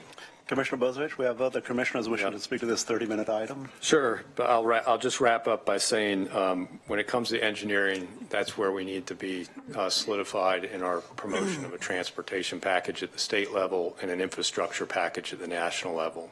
Because $3 million capital budget for a $6 billion asset, we're not going to do a whole lot with that when it comes to engineering out some of these safety issues. We need funding. Thank you, Commissioner Lyken, then Commissioner Sorensen. Thank you, Mr. Chair. So I'm just looking at your last slide here, and I just want to say this is very good. And I would agree with Commissioner Bozovich all the way. I think that having this idea of this crash investigation team that includes Public Works, that includes Public Health, along with the Sheriff's Department, is an incredible idea. And I can't thank you enough. I think that's going to carry a long ways, and I really appreciate it. The other that hasn't really been commented on is the second bullet point, and that's the Regional Safety Coordinator, who's here. And I don't know if, Becky, if you want to introduce him real quick, but he's here today, and I want to say thank you for being here. I really appreciate it. And the reason why I bring this up, because this is work we worked on with ODOT to find money available so we can have this, so we can have him here who's going to have this single focus on working with us on as far as being our coordinator looking at this. So I want to say thank you very much for being here, first of all. And finally this, and Becky, I'll turn it back to, well, obviously the Chair Farr. I won't turn it back to Chair Farr, but is this. Right now, the conversation in the legislature, the Transportation Committee, is what? The Rose Quarter, 217 and I-205, and that's $500 million in today's money. And that's the conversation that's being had. So all metro, major projects, we have to continue to work, and I'm, as you know, I'm very committed to continue to work with Senator Beyer, Representative McEwen, and say, listen, you can't forget the rest of the state. We need just this, and it's something that's not even expensive to help cure the issues that are at hand. So we'll continue to work on that.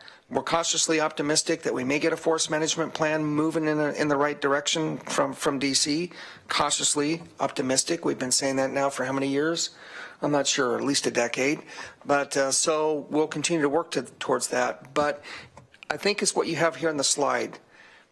That's simple, but yet it can be so effective. And I just want to say thank you very much. But again, I really appreciate you being here today. Thank you, Commissioner Lyken. I'd like to point out that Commissioner Lyken speaks out eloquently both at MPO, MPC, and at our regional area commission on transportation, our ACT. So thank you, Commissioner Lyken, for all the work you do. We have a full agenda. Please go ahead and say hello. Yeah, so just thank you for the introduction. My name's Steve Dobernich, and I'm the Transportation Safety Coordinator working over at LCOG and working very closely on this program with Lane County to begin implementation, and really just in the opening stages of relationship building and learning more, meeting with the various different safety partners to learn more about their challenges. And we'll be working through those and looking for ways that we can support them through capacity and searching for funding and just a very multifaceted approach to safety. So. And thank you for pointing out the partnership. Thank you, Commissioner Lyken. I look at Toward Zero Deaths. Partnership is one of the main elements of Toward Zero Deaths. So thank you very much. Commissioner Sorensen. Thank you very much. You know, one of the traffic safety issues I'm seeing more and more is people running red lights and traffic signals that are. There's a movie years ago, Starman, and the alien is learning about life on Earth, and he's asked, how about driving a car? And he goes, well, I have learned that, red means stop, and green means go, and yellow means go very fast. Okay, so this is the way people seem to be driving, and I think that they're actually driving through intersections on red lights. And I've seen more and more of that. In fact, yesterday I saw that myself as I was driving. So I think that, you know, we need to get more serious about these traffic safety cameras. And I know Beaverton and Multnomah County, or at least Portland and Beaverton, approved a pilot program.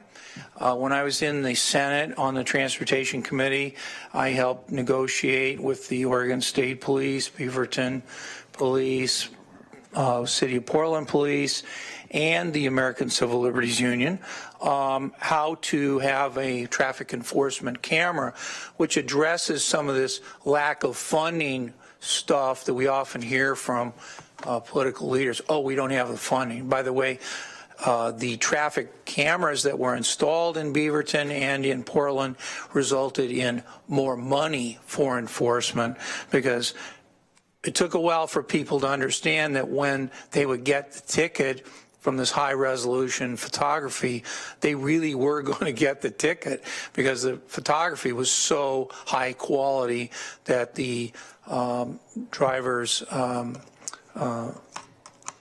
imagery and the license were both displayed very, very clearly, and the photograph was mailed to the license. By the way, if someone was driving that car that wasn't the registered owner, then the registered owner who got the ticket could easily opt out of that ticket and just say it wasn't me. You know, if they lied, well, that was a different matter, because that's perjury, that's a false statement. But if it wasn't them, it wasn't them. They got to get out of it. Very few people use that option in Beaverton and Portland. I'm wondering what happened to that program that was passed in, 20 years ago. What's been happening to that, and are we working on that, and what's our legislative position on that? You know any of that? Chair Farr, if I could just briefly answer the question. Thank you, Commissioner Sorensen. Paying attention to legislative changes to implement some of these strategies and technologies is part of our long-range action set in our plan, to include things like automated enforcement, red light running, etc. So yes, it is on our radar for long-term. Our radar? Very good. Very good. It's on our radar. Well done. Thank you, Commissioner Sorensen. Very briefly, thanks for the Commissioner's responses to this. Commissioner Bozievich and Commissioner Lycan have spent a great deal of time, as they've mentioned, on safety issues and on highway issues. But I want to say that for me personally, having professional staff to advise me on how to make my policy decisions, David, you give me the briefings every month for the MPC. Becky, you're the LCOG's employee, public employee of the year. And Tim, I want to point out that I went to a SAC lunch with Tim, with the Public Works employees 2 weeks ago now. And there were a lot of people in the room. I don't know, maybe 35 people in the room. Tim called them all out by name. Pretty impressive. So, we're in good hands. As far as staff is concerned, we're in great hands, administering our limited resources and applying for more resources. Ken, I'd like to thank you for being here today. Thanks for all the work you do with the Transportation, not the Roads Committee, but the Transportation Committee. Just really quickly, I write down quotes when people talk, and I 2 quotes I'm taking out of this one. Develop what is known as a safety culture. And you compared it with food. We don't accept the lack of safety in food. You compared it with medical. We don't accept a lack of safety in medical. In schools and our children, we don't accept a lack of safety. And you challenge us to make it we are framing the safety issue as a public health issue. That's my second quote. And I see Ms. Gaffney's in the back of the room and nodding her head that this is indeed a public health issue. And we need to develop more further develop the safety culture where it becomes just a second nature. I look at the slides in the coming months, and all of the things that you have bullet pointed there, that is moving us in that direction. So I'd like to thank you very much for this presentation. I wish we had another hour or 2 hours on this, because it is that important. Thank you very much. Anything else from the board? We didn't hear very much from Kent. Anything else you'd like to add? No, thank you. But Thank you very much for the Thank you for support. being here this morning. Thank you for the work you do, the unheralded, quite often, work that you do late at night in that back room over at the public service building. Thank you very much. I would absolutely agree. Thank you. Thank you so for your much. significant amount of time you've given us on this. Thank you. Then we'll move along to item 7A, which is a second reading and public hearing on ordinance 17-02, PA 17-02, in the matter of amending Chapter 18 of Lane Code to revise the ambulance service area plan. And we do have, indeed, Karen Gaffney. Mr. Rickoff. Chair Farr, yes, and joining Karen are Debbie Hiesel and Diana Avery for the fourth E, as Commissioner Bosevich mentioned earlier. It's a good continuation on this topic. Indeed. It's nice to be back again. Chair Farr and Commissioners, I want to appreciate the prior item, and not only did Public Works let you know that Public Health is part of that team, but I want to take this opportunity to remind you this is actually one of the elements in your CHIP priorities that you identified as important too. So a lot of that work as part of your Community Health Improvement Plan priorities is happening out in departments other than Health and Human Services, which is exactly as we intended to improve the health of the community. So I do have Diana Avery and Debbie Hiesel with me today. We have planned a very brief presentation for you. We had a longer presentation on this item at first reading, so we'll just go through and quickly remind the viewing public about what the nature of the amendments proposed to Lane Code are. I will also call out that this has been a collaborative effort that's been organized significantly by and through our Public Health Advisory Committee, which also serves as your Ambulance Service Area Committee. And Jim Lakehomer was here at first reading to talk with you about the Advisory Committee's role. So Debbie's going to do a couple brief slides as an overview, and then we'll have an opportunity to answer questions. I know when I walked up here, there was no one signed up for the public hearing, but we're happy to answer questions before or after you open the hearing. Good morning, Commissioners. To quickly talk about, why is this not working? There we go. Because I'm not very technological. The technology department is coming up after us. A quick recap. We are looking at 4 primary focus areas on the ASA plan. The first is response time zones.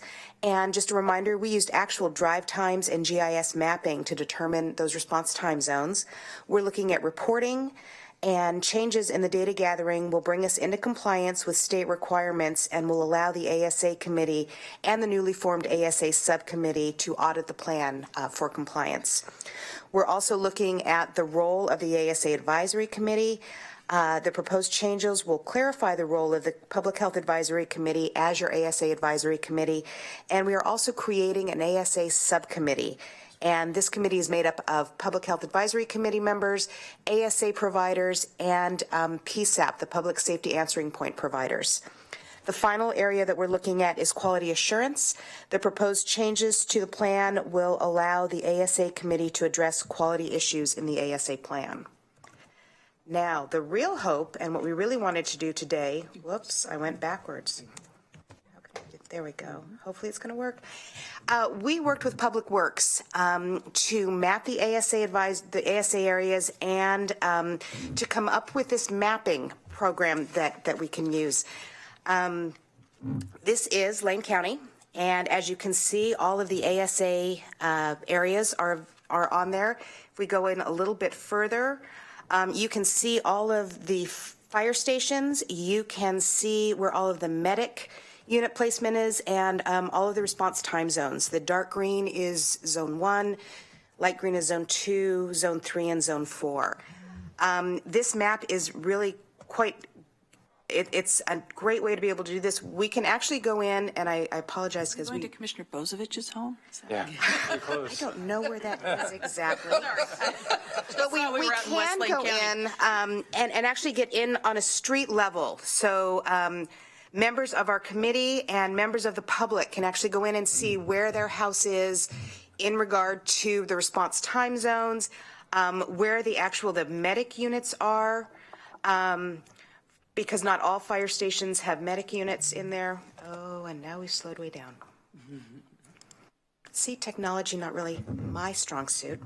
But this is just a look at what is available, and we will put this on the Health and Human Services website on our ASA page once the plan is approved by the Board of Commissioners, so that it can be reviewed by ASA providers, it can be reviewed by PHAC members, it can be reviewed by the public if they're looking to see where their home lies in an ASA response zone. All right. All so right. We got the technology to work, which feels like a big win today. And we're prepared to answer any questions you might have about the proposed changes, again, before or after the public hearing. Excellent, thank you. And you know, much of the ambulance coverage is in rural Lane County.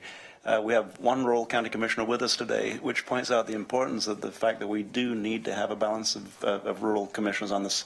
And I was asked earlier, why are we acting so quickly on replacing Commissioner Stewart? Because we need this representation every single meeting that we have.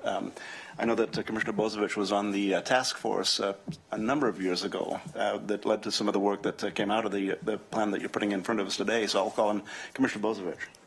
Thank you. And the last time you guys were before us, I had a lot of questions about the map because, you know, I'm looking, my house there is on Fir Grove there, up territorial from Veneta.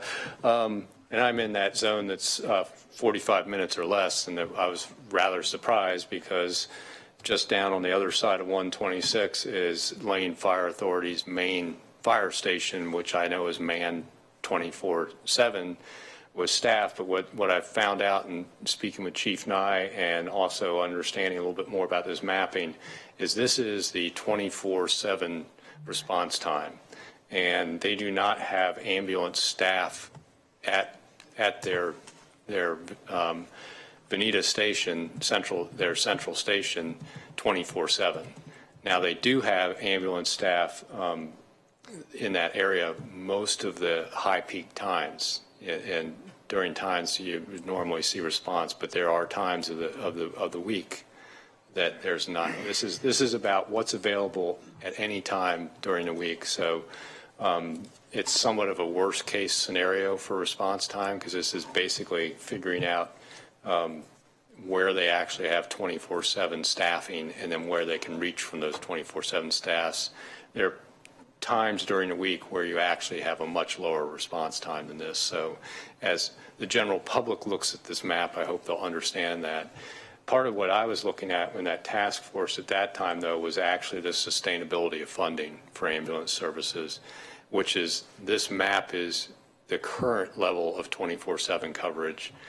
What I can say is 2 years from now, it may not look this good. Because as I'm speaking with Chief Nye and other ambulance service operators, West Lane Ambulance District, the level of reimbursement, particularly from Medicare, Medicaid patients, is very low in comparison to the actual cost of running the service. If there's a call with no transport, there's zero reimbursement. And as we think about our frequent user system engagement, one of the places we're seeing those frequent users cost the public a lot of money is in EMS response and calls to 911 for medical services, where quite often they show up and resolve the issue there and there's no transport, no reimbursement, yet the public ends up bearing that cost. And if we can't figure out how to get the funding for that cost to follow the actual service, because a lot of our funding that comes in to help with some of these frequent users isn't actually coming to fire departments or ambulance services, it's coming other places. They're going to have to pull back on staffing, and these maps are going to look worse in a couple of years. So it's something for the public to really kind of pay attention to.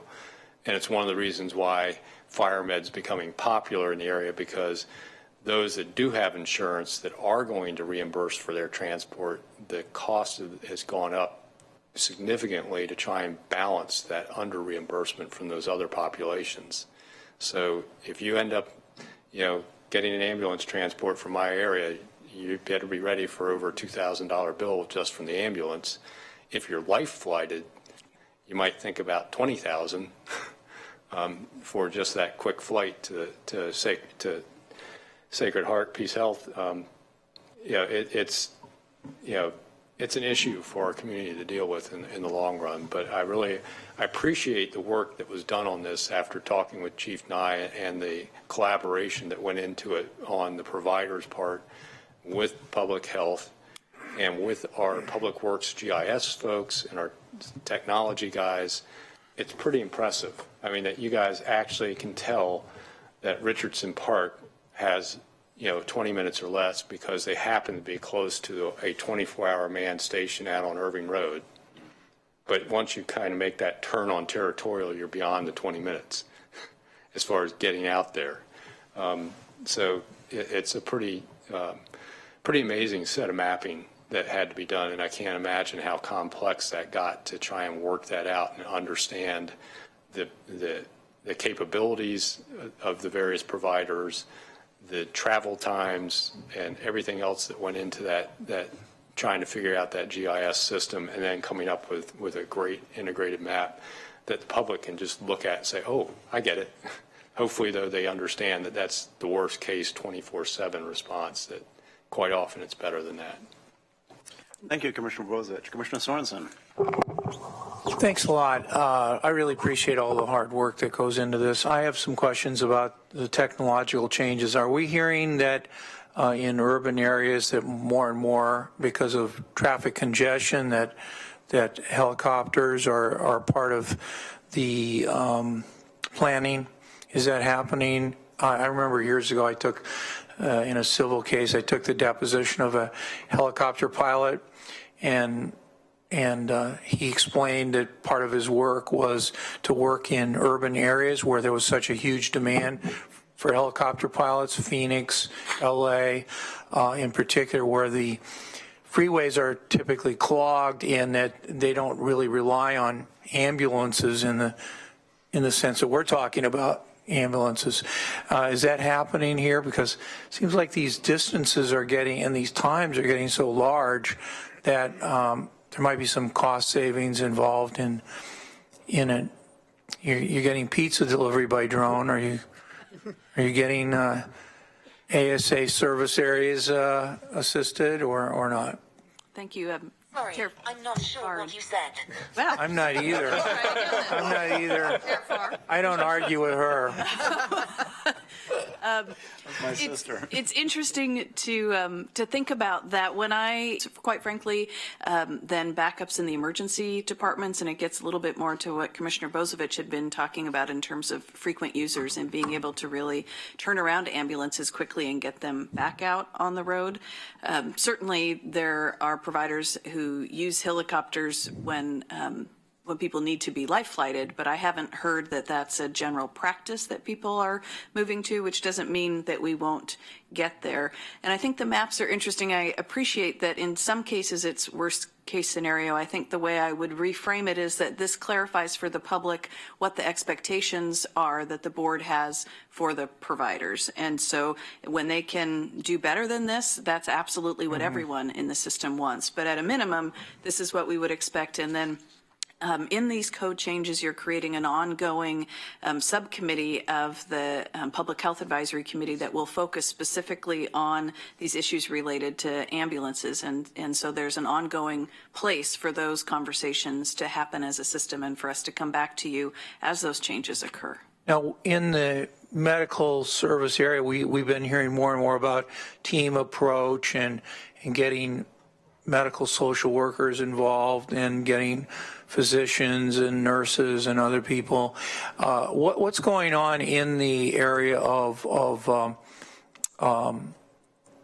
ambulance where we're looking for alternatives? And I thought of this the other day where I saw a report on how in urban areas more and more people are using Uber to get to hospitals, and Uber is saying don't do that. And then medical, EMTs and other people are pointing out that the modern, EMT vehicles are really able to provide pretty high quality medical care right away. And it's just, it's a misnomer to think, oh, this is the transportation to the ER, that the medical care is being provided right then and there as the EMTs arrive at the scene.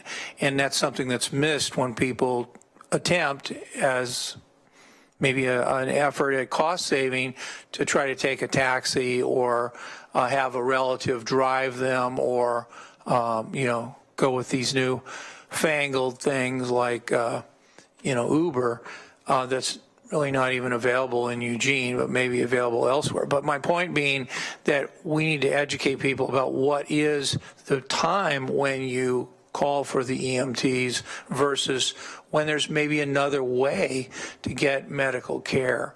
And I'm wondering, is there anything of a step-down nature different from an EMT and a vehicle and with trained people that can take you to an ER, as opposed to maybe some kind of other medical care that doesn't involve this level, this sort of emergency room transport and emergency room level of care? So is there anything out there like that? And is that something we're allowed to consider in making these maps or not? Chair Farr and Commissioner Sorensen, maybe I'll start, and then Debbie and Diana can add too. I think this is a nice place to do that public service announcement for people. Absolutely, if they think that there is a health emergency, they should call 911. And we would hate for people to drive themselves to the emergency room under that scenario that you're thinking about, where they believe the emergency assistance isn't going to begin until the hospital. Even in cases where ambulances can't get on scene, oftentimes first responders from the fire stations will arrive on scene and begin administering emergency medical care right away. So it was the advisory committee has been working a lot with our ambulance providers in the last year, and including an opportunity to work with Eugene Springfield Fire and EMS around changes in cardiac care, and really the amazing advancements in both quality of life improvements, recovery from cardiac events, as well as life-saving advances from having that professional care arrive on site. So, if when in doubt, we want people to call 911 and get that emergency response. Are there things you want to add about alternative? And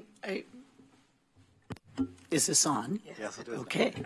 Chair Farr and Commissioner Sorensen, there have also been some initial early starts of conversations, including ambulance service providers, Peace Health, Trillium Community Health Plans, and other stakeholders to identify different ways to respond to non-emergent medical needs. Thinking about frequent users, are there other responses that could happen other than an emergency vehicle to help get their, not just their medical, but their whole social determinants needs met, and transportation in a different way that's more appropriate for the kinds of needs that they have, and to a different location so they can get those needs met.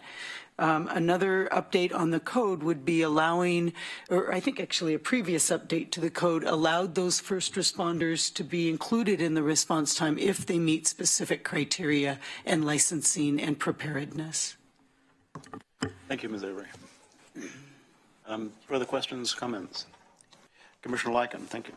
Thank you, Mr. Chair. So with saying that, what about an organization like Metro Ambulance? Something like that. Would this fit into the, because when I'm looking in, I got to tell you, when you look at the big map, that orange blob is really, really big. And I believe that's the beyond 45 minutes response time. Is that correct? That is correct. And so when you kind of break down the population, 65% live in Eugene Springfield city limits. About 75% live in the metro area, and I think about 85% live in a incorporated city. 15%, that's roughly the size of Albany. That's a lot of people. And so when I look at understanding how this all works, because we have to expect there's maybe going to be non-emergency, and of course that's where Metro comes into play. The others, when we were having this discussion beforehand about what goes on with the fatality or the traffic accidents, And I look out there and I go, oh my gosh, think about that response time.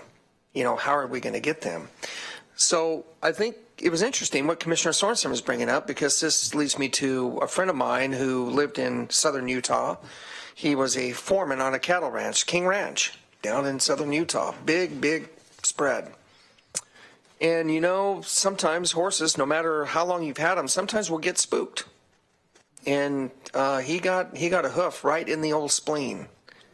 And if they had waited for the ambulance, he wouldn't be here today. So they just threw him in the pickup and off they went. And, you know, driving down the road 80 miles an hour to get him to the hospital. And otherwise, he wouldn't be here today. So that's where, that's why I bring up of course, that was an emergency, but you have other areas, not emergency, and how does that all fit? So how would Metro Ambulance fit into this, or does it? Maybe that's the question. Maybe it doesn't even fit. I don't know. ASA providers are responsible for all ambulance services in their ASA. Eugene Springfield chooses to subcontract their non-emergency services. So they are using someone to provide those services so that their EMTs are available to go out and do the emergency services. That's allowed by code. That was one of the changes you guys made a few years ago. It's important to the providers to manage the entire service system. Because of the Medicaid reimbursement rates and other reasons, they can't have other people. They need to manage it all. They need to be able to manage all of the funding and how it all works. That's the only way they're able to provide the level of service that they're currently able to provide. But they have gone out and looked at bringing in people to assist with those non-emergency calls so that their staff can be available and ready to provide those emergency services. And then one last question is this. So when I served in the city of Springfield, and we went through the course, so many of the ambulance issues and the $1,800 for a ride, and people didn't understand it. And I said, well, you're basically riding in a clinic on wheels. And I think people, when you see those big in a sense trucks. But the most interesting number I had, even within the city of Springfield at the time, now it's Eugene Springfield Fire and Life Safety, was approximately 70% of all users of the ambulance were Medicare, Medicaid recipients. In rural Lane County, do you know if that number is similar, or do you have that number? And if not, is that something you might be able to provide or get? I just would be interested in that. And the reason why I bring this up, because what you'll find is more times than not, those become non-emergency calls, but yet the expense of when the call is being made, it's an emergency, so you have this huge expense of the clinic on wheels traveling there when it could have been in a non-emergency provider. So if that's something you might be able to get to us, I just would be curious. Other than that, I must tell you, I just really appreciate all the work you've done here. And the mapping here is really interesting. I think it, again, shows you what's happening, whether it's here, all throughout the urban-rural issue and what you see. And that when you look at that, I call it the big orange blob, because that's what it is. When you get to see, that's the outside the 45-minute response time. I mean, that's kind of frightening when you think about it. If you live in rural Lane County, that's the best we're going to get. But that's the reality. And so, but I just want to say thank you very much. Great work, and really appreciate it. Commissioner Farr, thank you. And I would also like to thank Public Works. They worked with every one of our ASA providers to create this mapping. Gary Luke from Public Works developed this entire map for us. And I think he had a good time doing it, but it was really amazing when he would send me the next version of, look, we can add this now and we can do that. And I think it is amazing. And I appreciate all of the time and effort that Public Works put into developing all of this with us. Thank you. Then, before we move on to a motion, I'd like to state that if you look inside the dark green area where the red line, horizontal red line bumps up, you'll see the fire station, Station 6 right there. That is my station, which I am, unlike the orange area, I'm about 90 seconds away from Station 6, and they respond very, very quickly. When my in-laws were living close by, we had occasion to call 911, and they were there within a couple of minutes. So I'd like to take this to, call out the men and women in Local 851 who are a part of the ambulance plan. In fact, I do believe someplace, Commissioner Lycan, maybe close to 70% of the people live inside of the Eugene Springfield Fire Department response area. And every fire truck is basically staffed with ambulance, with EMTs. So they quite often get there before inside the dark green zone in particular, they get there before the ambulance gets there, and they begin performing the emergency services in the house, and you don't have to get into the vehicle. So another call out for you, Ms. Gaffney, in that if there's a health emergency, 911 is the way to go, because if there's a fire truck that shows up first, don't despair, because the men and women on that fire truck can do it, and I've witnessed that. I'd like to also thank Ms. Avery for being here today. PHAC, it's comforting to me to know that the subcommittee of PHAC is going to be involved in ambulance as a committee for the ambulance service plan. So PHAC met yesterday, and as did Animal Services and Parks Advisory. So it's comforting to me. Ms. Avery is I would call you the administrator, committee administrator. I think that's what they call it in Salem. So thank you for being there. Ms. Eisel, thank you for being here today also. Thank you for all the work that went into it. I wish Commissioner Stewart was here today, because he had a large part in this planning that we're bringing to fruition today. So we have before us, Commission, we have before us ordinance number, excuse me, we do have a public hearing. Thank you. Thank you, Commissioner Bozevich. Then at this point, with no further discussion, I will open the public hearing. Ms. Ashbridge, no one is signed up for the public hearing. I'll close the public hearing, and we do have before us ordinance number 1702. Do I have a motion? Commissioner Bozevich. So I'll move approval of ordinance number 1702 in the matter of amending Chapter 18 of Lane Code to revise the ambulance service area plan. Second. Moved by Commissioner Bozevich, seconded by Commissioner Lycan. Discussion to the motion. Seeing and hearing none, I will call for the vote. Mr. Rickoff, this is an ordinance. Roll call, please.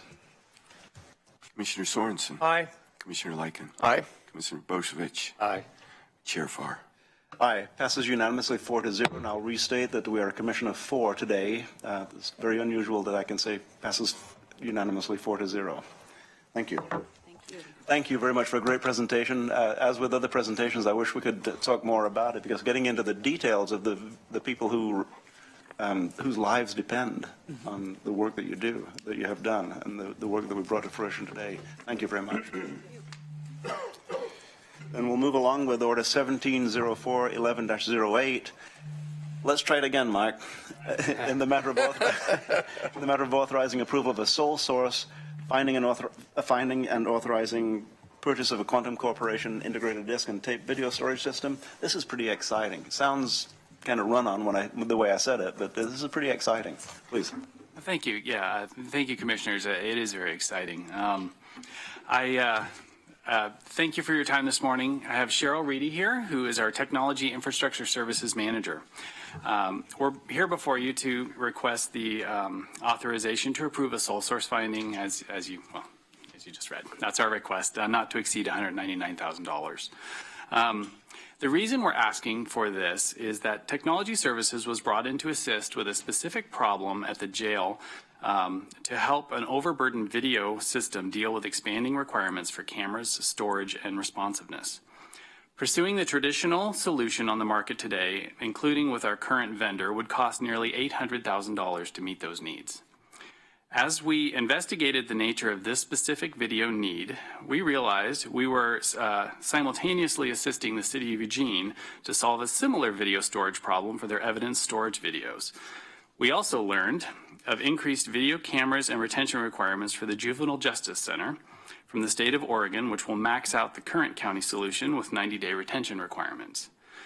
These three groups were all looking to solve the same problems in different ways, which prompted us to look for an economical and scalable solution that could solve all of our problems and allow us to share costs. So Cheryl is going to talk to us a little bit about the solution. And we brought some low-tech props today to kind of lay it out for you. Good morning, gentlemen. So you might be wondering, how do you find something with such a huge savings like that, and how do you account for it? And the way you can account for it is that most of the traditional solutions that Mike is discussing are utilizing what we call disk drives typical disk drives. This one's a 0.5 terabyte right here, 450 gigabytes.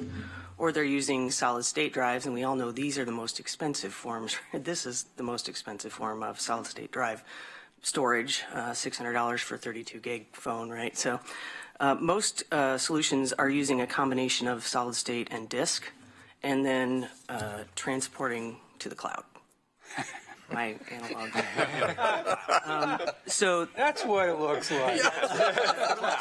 So this is your typical solution, and then they sometimes will offer you the option to output to tape, and they consider that optional. Don't really want that. But when you start looking at costs, obviously this is very expensive. The 32 gig for $600 phone, it's solid state, it's very expensive. Per terabyte, this runs about $200 per terabyte. Your cloud storage will run standard, will run $22 a month for standard storage, or to something $264 a year. And then you will also pay when you retrieve it. So you're paying them to hold it, and then when you draw it out, you're paying for the bandwidth to see it again. So, but then when you look at tape, this is a 0.5 terabyte. The cloud, obviously, as many terabytes as you can afford at $22 a month. And then this is a 6 terabyte tape. And this costs about $100. 105, I guess, $20 a terabyte if you want to get down to the units. So 200 versus $20 a terabyte. And that accounts for the difference in savings. Now, the reason we're sole sourcing is because we found this solution where they have reinvented their tape by augmenting it with this, the disk, and some solid state. And then they consider the cloud optional, the most expensive component if you want to put it up there. So the solution we're proposing uses about 200 terabytes of disk and about 600 terabytes of tape. And it can treat them and recall them the same like OneDrive letter. So you map OneDrive and you can just basically, you don't know if you're reading from the tape or if you're reading from the disk. It treats them the same.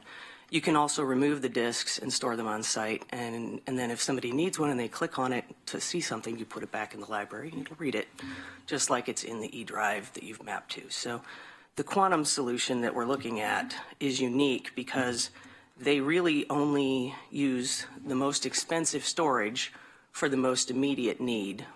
So recent video is kept on disk, older video goes to the tape, and then when it's past a certain point, you can even take the tape out and store it on site and then retrieve it if you need it later. So they've basically economized by using the least expensive form of storage for the bulk. And video is unique this way because you don't really write video. Sometimes you have to watch it, usually near when it was created. Within a few weeks or months of having it created, you might watch it. And after that, you're just keeping it in case you need it. So they don't spend their most expensive form of storage on retention. They spend it on viewing, and then retention is relegated to the less expensive tapes. And then if you really want, you can put your tapes in the cloud, but it's pretty expensive.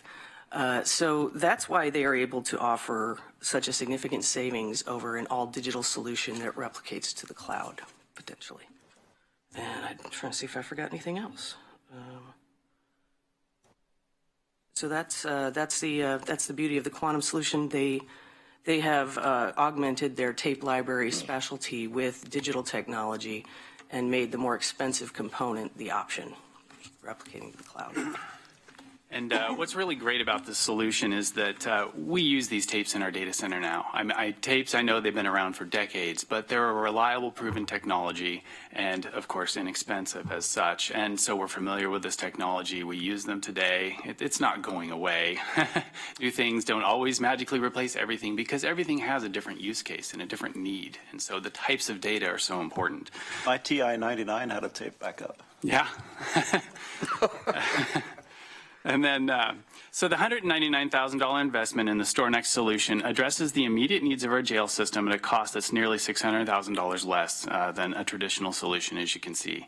But it's also going to solve the City of Eugene and the JJC's problem as well. In fact, the City of Eugene will be paying 15% of this cost. the Sheriff's Office 55%, and other Lane County needs, including JJC, around 30%. So this solution, the cost is actually being shared across these different agencies, minimizing the impact to any distress funds is wherever possible. So extremely economical. Thank you. Any questions? Question or comments? Commissioner Lycan. Thank you, Mr. Chair. First of all, my 22-year-old isn't in this seat to interpret for me, and I'm going to look forward to Commissioner Bozovich's questions because he probably understood everything you were saying. But I'm going to take. But I do appreciate the work you've done here. What I heard is the dollars, and I want to say well done on that. I think what happens here is, do you call yourself IS or IT? TS works. TS, Technology okay. Services. Very good. But they all work. See, that all works. So TS, all right. Is a lot of, we don't see you a lot here in the board meetings. You know, you're the unsung hero that keeps this place operating. And yet, and I often think of the different partnerships you have with counties all throughout this state. And I want to say thank you very much. It's very impressive. And those who understand exactly what you do find over and over again that Lane County's TS department is as good as you'll find out of any county government in the state. I just want to say thank you very much on that. And thank you for looking out for the taxpayers of Lane County. I really, really appreciate that. Job well done. Thank you. Thank you, Commissioner Lycan. Thank you, Commissioner Lycan. And not many people know that not only do you save us money, you actually are a revenue-generating department for Lane County. Right. Thank you. Commissioner Bozovich. Thank you. So just real quick, so people understand, when you talk about the cloud, everyone talks about the cloud. That's actually just transferring stuff over the internet to some other place that's going to store it on one of those three devices. Really, Renting somebody else's data center and somebody else's server. Yeah. So you're actually probably storing it on that $200 a mega, a terabyte disk somewhere else. It's just that's so when people think of the cloud, sometimes you're holding up the cloud, but you really should be holding up not necessarily, and sometimes tape. But the question I have, and I ask this question whenever we go sole source on something, I don't care what department it is, and it's I've had to write sole source findings when I was at eWeb, to go sole source. It seems like basically a pretty unique solution, but it sounds like a solution a lot of different companies could provide, not just this particular one. It can't be the only company that has computer tape, and a system where they could store it in that method. So has there been a determination that is there a finding that basically says Quantum is the only provider that will provide this style storage, and we don't need to go out and after we approve the sole source, I'm not going to get a call from XYZ company that says we could have done the same thing, but we could have done it for $150,000. So that's the question I'm asking. It doesn't sound like it's proprietary to store it this way. That they've got some.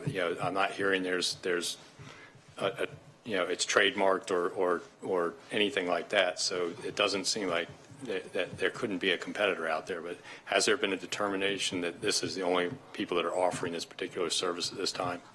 Go ahead. We did some research on them, and we consulted Gartner, and we went out and we did some searching as well for other companies. What we found is that, according to Gartner, Quantum is uniquely positioned to provide economical value in terms of storage because of the way they leverage their specialty, which is the tape. They are the only ones we've found selling it as an integrated end-to-end solution with one support contract. So what you've got several common ingredients that they've basically put together in a unique way and made it so they know about each other from end to end. You could buy any one of these components and probably get it to do something like that, but you're going to have problems because they weren't put together with each other in mind.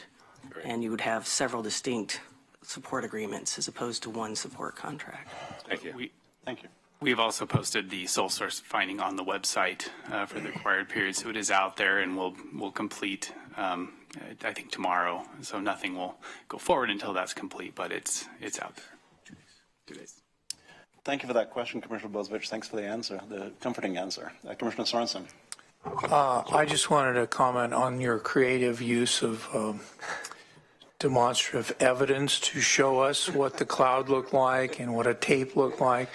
I know that I'm probably at the same level as Commissioner Lycan. We have children that can explain some of these to us. Sometimes they can explain. Well, they can always explain it. Whether we understand it or not is a different topic. But I really appreciate all of your efforts to look for an economical solution, and I'm really glad you posted the required information. I agree with Commissioner Bozievich that we do get phone calls after the fact on these kinds of sole source contracts, and so thanks for taking the time to explain that.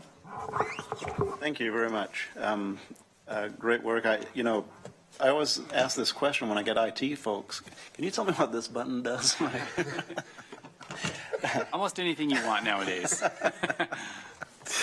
Commissioner Lycan, tongue in cheek, I have a 14-month-old grandbaby who, whenever they see a device of any kind, they don't look at the face of it. They turn it around and start seeing what's behind that makes the face actually be the face. And it's the kids are born with it. It's unbelievable. The things that I just like learning a second language. I've learned it, but man, I forget the details all along the way. So thanks for the work on this. Any further discussion? Then we do have before us order number 1704-11-08. Do I have a motion? Commissioner Bozievich. I'll move approval of the order. Second. Moved by Commissioner Bozievich, seconded by Commissioner Lycan, order 1704-11-08. Discussion to the motion. Seeing and hearing none, I'll call for the vote. All those in favor, please say aye. Aye. Aye. Opposed? None. Thank you. Passes unanimously. Thank you, Commissioners. Right on. Thanks. Thank you, Cheryl. And we have, moving along the agenda, we do have need for executive session, and would like to get that in this morning. Item 9A, County Administration. Any further announcements? Mr. Rickoff. Chair Farr, no, there are not. There are no further announcements. County Council is not in the room with us. So any announcements you're aware of there? I am not. Then we'll move along to Commissioner Business. Any announcements, Commissioners? I have one that I cannot resist. I'm wearing a special tie today. I'll tell you what that means in a moment. All of us have our first sports teams that we cheered for. I'm certain that we have a Bulldog cheerer among us and a Terrapins cheerer, Colts and Millers and maybe Indians cheerer among us. Mine was the Blades, Sheffield United Blades. And I'm wearing our Sheffield United tie because they were promoted yesterday into the championship division in English soccer. So, nice. Way to go, Blades. Up the Blades, United Ice all over. Any agenda team requests today? I see and hear none. I will make mention that we do have our next regular board. We'll be meeting this afternoon, but our next regular board meeting, and I'm saying this for the benefit of anyone who may be listening, Monday evening we have a joint elected officials meeting as a public hearing on the Eugene Transportation System Plan at 5 o'clock on Monday evening. We'll correct the time. But it is on Monday, 5:30 on Monday evening, and that will be held here in Harris Hall. Then we'll move along to executive session. The Board of County Commissioners will meet in executive session to consult with counsel concerning the legal rights and duties of a public body with regards to current litigation or litigation likely to be filed. This executive session is held pursuant to ORS 192.6602H, which allows the Board of Commissioners to meet in executive session for the purposes listed above. Representatives of the news media and designated staff shall be allowed to attend the executive session. All other members of the audience are asked to leave the room. Representatives of the news media are specifically directed not to report on any of the deliberations during the executive session, except to state the general subject of the session as previously announced. No decision shall be made in the executive session. We reserve the right to come back into public session should the need arise. On my gavel stroke, we'll recess into executive session, recess the regular meeting into executive session, and we will return at 1:30 to Harris Hall for continuation of the regular session. Right.